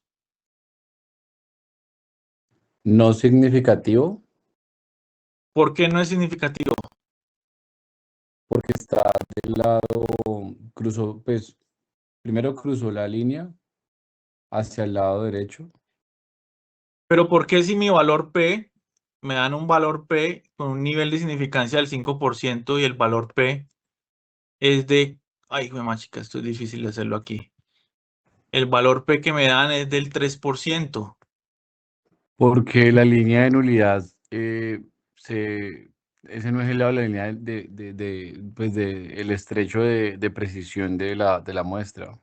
Ajá. Entonces el intervalo de confianza me está Sí, atravesando la línea de nulidad. O sea que sí. a pesar de que me dio el valor, el intervalo de confianza me está atravesando la línea de nulidad, por lo tanto, es no significativo. ¿Listo? A pesar de que me dio el valor P, me dio significativo, pero mire que me está atravesando el 1. ¿Ya? Entonces, con eso yo descarto de que sea una hipótesis o quedarme con la alternativa, sino que me toca quedarme con la nula. ¿Vale? Bueno, eso es lo más difícil, que si no se sabe en inferencia, pues es complejo poder interpretarlo, pero si ya lo entendieron, lo bueno es que ya lo tienen grabado, lo pueden volver a revisar, entonces les queda mucho más fácil, ¿vale? Bueno, la otra parte que también aquí ya es importante conocer. Resulta que ustedes les hablan mucho, a ver, yo cambio esto, les hablan mucho del alfa, del beta, que el 1 menos beta, ¿eso qué es? Entonces vamos a hacer una tabla de contingencia, una tabla de 2×2, donde vamos a colocar la realidad en un lado para columnas y las filas vamos a tomar la decisión del investigador. Para la realidad, hipótesis nula es verdadera, es decir, no hay efecto. Y la hipótesis nula aquí es falsa, o sea que sí hay efecto. Pues para que no se enrede, usted puede colocar esto más bien hipótesis alternativa, ¿listo? Entonces, la decisión del investigador es no rechazar la hipótesis nula y por lo tanto aceptar que no hay efecto. O sea, es decir, quedarnos con la hipótesis nula. Rechazar la hipótesis nula, es decir, concluir que sí hay efecto. Como rechazamos la hipótesis nula, nos quedamos con esta, entonces esta es la alternativa, ¿vale? Entonces, si nuestra hipótesis nula es verdadera y no hay efecto, es decir, que Cardionexo no está teniendo un efecto en reducción de la mortalidad en pacientes con infarto de agudo miocardio, y no la rechazo, bien, pulgar para arriba, decisión correcta, no la rechazaste y esa era la respuesta correcta. ¿Ya? A esto, ¿cómo lo llamamos? Confianza, que es el 1 menos el alfa. ¿Listo? Pero si mi hipótesis nula es verdadera y yo la rechazo, ahí cometo un error. Y ese error se llama error tipo 1. Y ese error tipo 1 es el alfa, que el alfa es el nivel de significancia. Y ese ya lo vimos. Y ese nivel de significancia también se conoce como falsos positivos. ¿Y qué es un falso positivo? Si usted va a una prueba de embarazo y usted no está embarazada, probablemente usted no lo sabe, y la prueba le sale positiva, pues obviamente la prueba le va a decir, ah, usted está embarazada y usted se lo cree. Pero cuando se hace la prueba confirmatoria, se da cuenta de que no estaba embarazada, ¿vale? Eso es un falso positivo, ¿listo? Entonces, al yo rechazar esta hipótesis nula que era verdadera, estoy cometiendo un error tipo 1 que nosotros vamos a conocer como alfa o también como nivel de significancia, que ese ya lo vimos anteriormente. ¿Listo? Ahora juguemos con esta. Si la hipótesis nula es falsa, es decir, la hipótesis alternativa, si es falsa y no la rechazamos, entonces, ¿qué va a pasar? Un error tipo 2. El error tipo 2 se conoce como beta. ¿Y ese beta qué quiere decir? Que es un falso negativo. ¿Qué significa un falso negativo con la prueba del embarazo? Que usted la prueba del embarazo que se haga le va a salir negativa, pero realmente usted está en embarazo. ¿Y qué es más peligroso? ¿Un falso positivo o un falso negativo en este escenario? Un falso negativo, ¿Por qué es más peligroso en este escenario un falso negativo? porque es un embarazo. Ajá, ¿y qué pasa si si una mujer se hace la prueba y le dio negativa? Si es un falso Pues no negativo, pasa. pues pone en riesgo la vida de un bebé en el caso de que sea realmente positiva. ¿Quién más me da otra opción? Porque no sería la prueba confirmatoria. Exacto. Entonces pensaría, total, que la persona no está en embarazo y sigue su vida normal, ¿vale? Y es un riesgo para las dos vidas, ¿no? Entonces, en este contexto es mucho más manejable un error tipo 1 o un alfa, es decir, yo modificarlo, ¿listo? Y existe una relación entre ellos dos. Esa relación es una relación inversamente proporcional. ¿Qué significa que sea inversamente proporcional?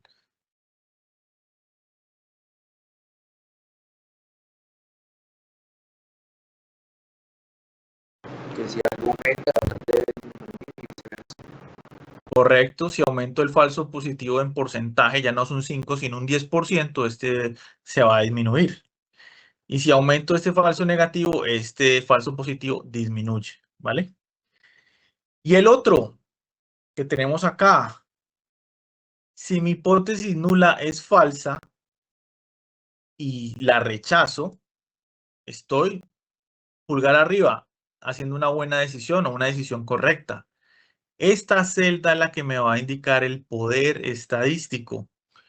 1 menos beta. El poder estadístico normalmente está en 80% y tiene una relación inversamente proporcional con el error tipo beta o con el falso negativo o con el error tipo 2, que es lo mismo.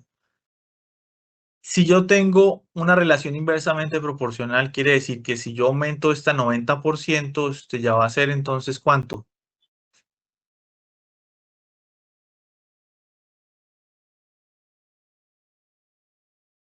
Si aumento a 90% la potencia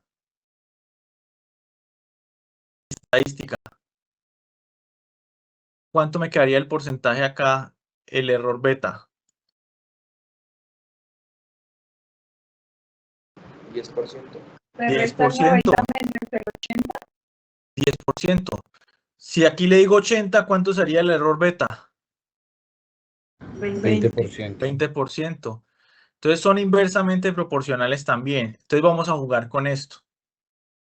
Yo necesito aumentar la potencia estadística, pero resulta que la potencia estadística también termina afectando a el error alfa y viceversa. ¿Listo? Entonces, si yo aumento el error alfa, pues disminuye los falsos negativos. Y si disminuyen los falsos negativos, digamos que se redujeron en un 10%, entonces ¿en cuánto sube la potencia? 90. 90%. O sea, mire que yo al aumentar los falsos positivos, estoy aumentando la potencia, ¿vale? Pero eso tiene un límite. Imagínense ustedes que ya no va a ser 5% y decimos, subámosle esto al 100% de la potencia y vamos a tener 0 falsos negativos. Pero al aumentar el 100%, este falso positivo se aumenta muchísimos. Y entonces yo, por ejemplo, hago las pruebas de embarazo a 100 mujeres y esas 100 mujeres solamente estaban en embarazo 4 y resulta que el 80% o el 90% de las pruebas me dieron positivas. O sea, terrible, porque entonces mi prueba diagnóstica ahí me está fallando muchísimo. Entonces miren que hay que manejarlo de manera equilibrada. Por eso se dice que el rango del alfa tiene que estar entre un 5 un 10%, incluso si quiero ser muy restrictivo, el alfa puede estar en un 1%, ¿vale? Pero obviamente todo eso me termina afectando la potencia estadística. Pero a la larga, ¿qué es eso de potencia estadística? Imagínense ustedes en su cuarto que están en una total oscuridad, pero llega alguien y le dice, usted al frente, tengo la certeza de que al frente tiene usted un televisor o tiene un monitor o tiene un computador. Usted, para poder realmente comprobar eso, va a plantear dos pruebas de hipótesis, y esas dos pruebas de hipótesis, la alternativa y la nula. La nula es que no existe ese computador, y la alternativa es que sí existe ese computador al frente suyo. Pero ¿qué herramienta se utiliza para verificar? Porque usted está en la nada, usted no ve nada. Le toca utilizar una linterna, ¿vale? Y esa linterna va a ser la potencia estadística. Entonces, ¿qué pueden interpretar de esa analogía?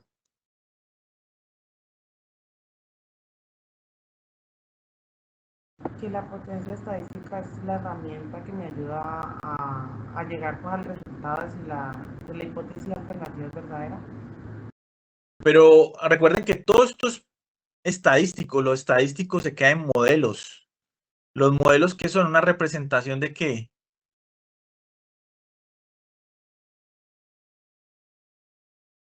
¿Una representación más simple de qué?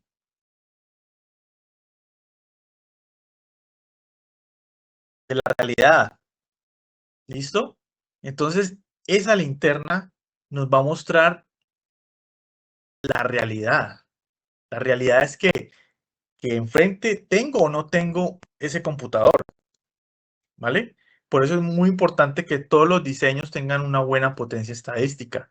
¿Y de qué depende de ese poder estadístico? Que ustedes ya saben que ese poder estadístico se llama 1 menos beta, o que lo vamos a colocar en un término de poder en porcentaje del 80%. Y si yo lo pongo en 80%, quiere decir que mi error tipo 2 es del 20%, ¿vale? ¿Cómo tengo un buen poder estadístico? Con un tamaño de muestra bueno. ¿Qué es bueno? Mayor de 50, ¿vale?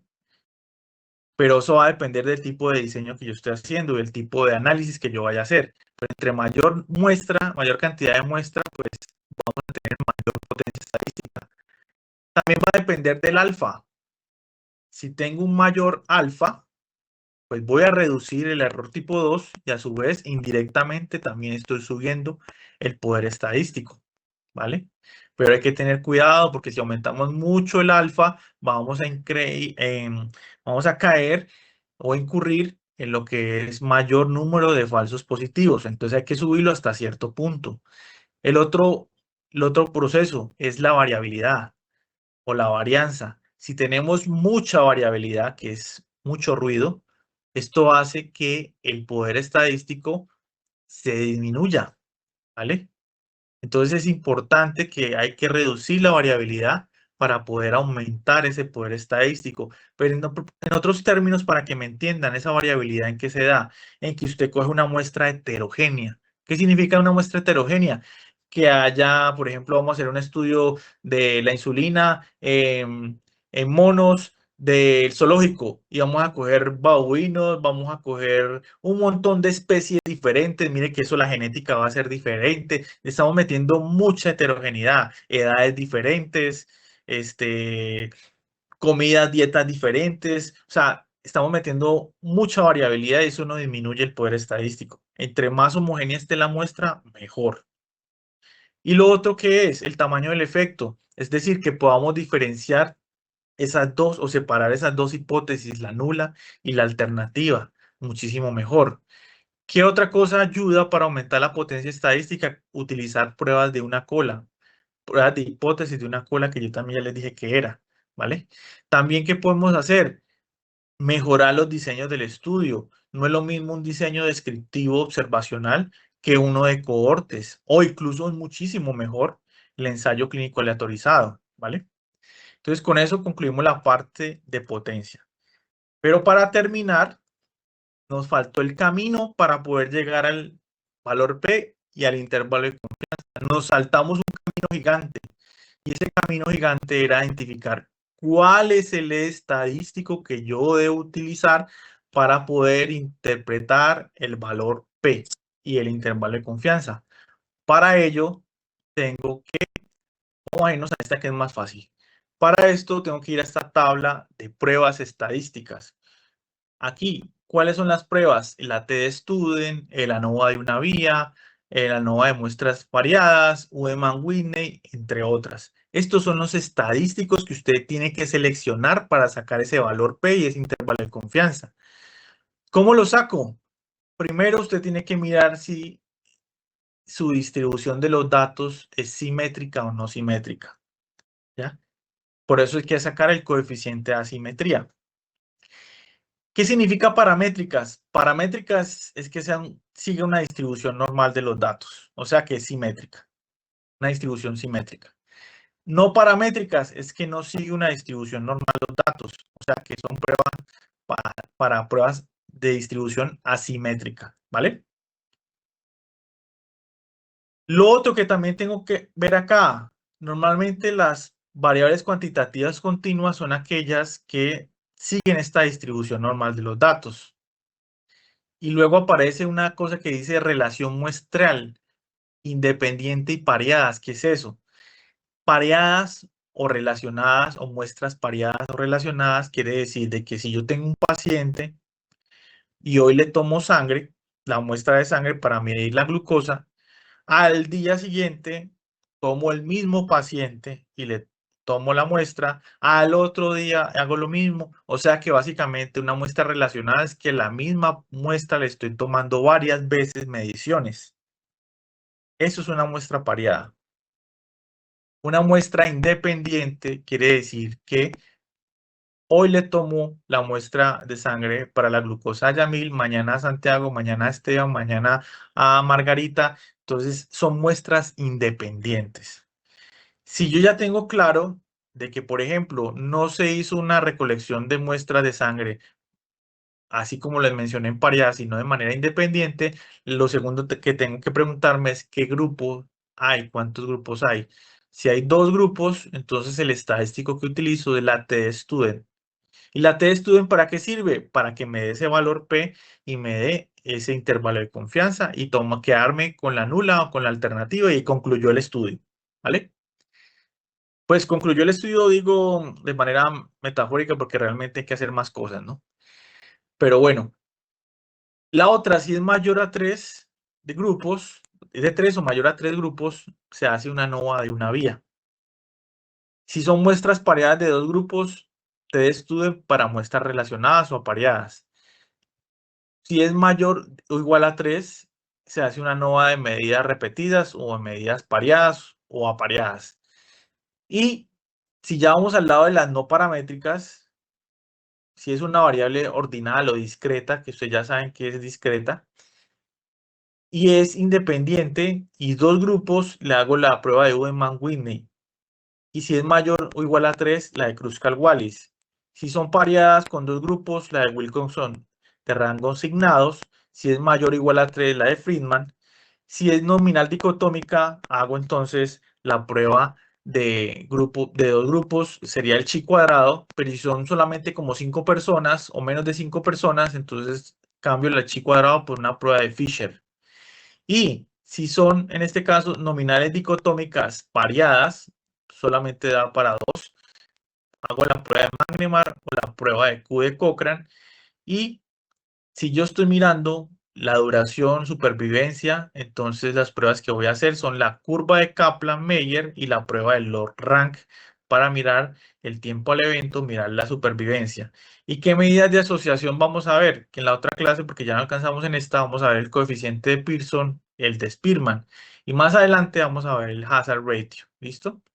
¿Y qué modelo? Si vamos a hacer una predicción, pues vamos a utilizar para las paramétricas el modelo de regresión lineal y para las que son cualitativas o son cuantitativas discretas utilizamos la regresión logística. Y para lo que son las pruebas de supervivencia utilizamos el modelo de Cox. Finalmente, y no se preocupen que lo anterior no lo voy a preguntar en el parcial porque pues realmente esto ya es otro nivel, simplemente es para que ustedes sepan de dónde viene ese valor P por el estadístico que yo escogí. Esto es importante que ustedes hagan la diferenciación entre lo que son los estudios observacionales y los estudios experimentales, ¿vale? Y aquí está la fuerza de causalidad o de evidencia, donde yo voy a decir que realmente cuando digo que los probióticos disminuyen la resistencia a insulina en mujeres con síndrome de ovario poliquístico. ¿Cuándo yo afirmo esto? Afirmo cuando yo ya he hecho una intervención o específicamente he hecho un ensayo clínico aleatorizado o se ha reportado muchos ensayos clínicos aleatorizados y yo estoy hablando de revisiones sistemáticas y metaanálisis. Entonces, es muy diferente de que yo haga un estudio de cohortes o casos y controles o de ahí para abajo y que yo afirme que los probióticos funcionan, estoy cometiendo un error.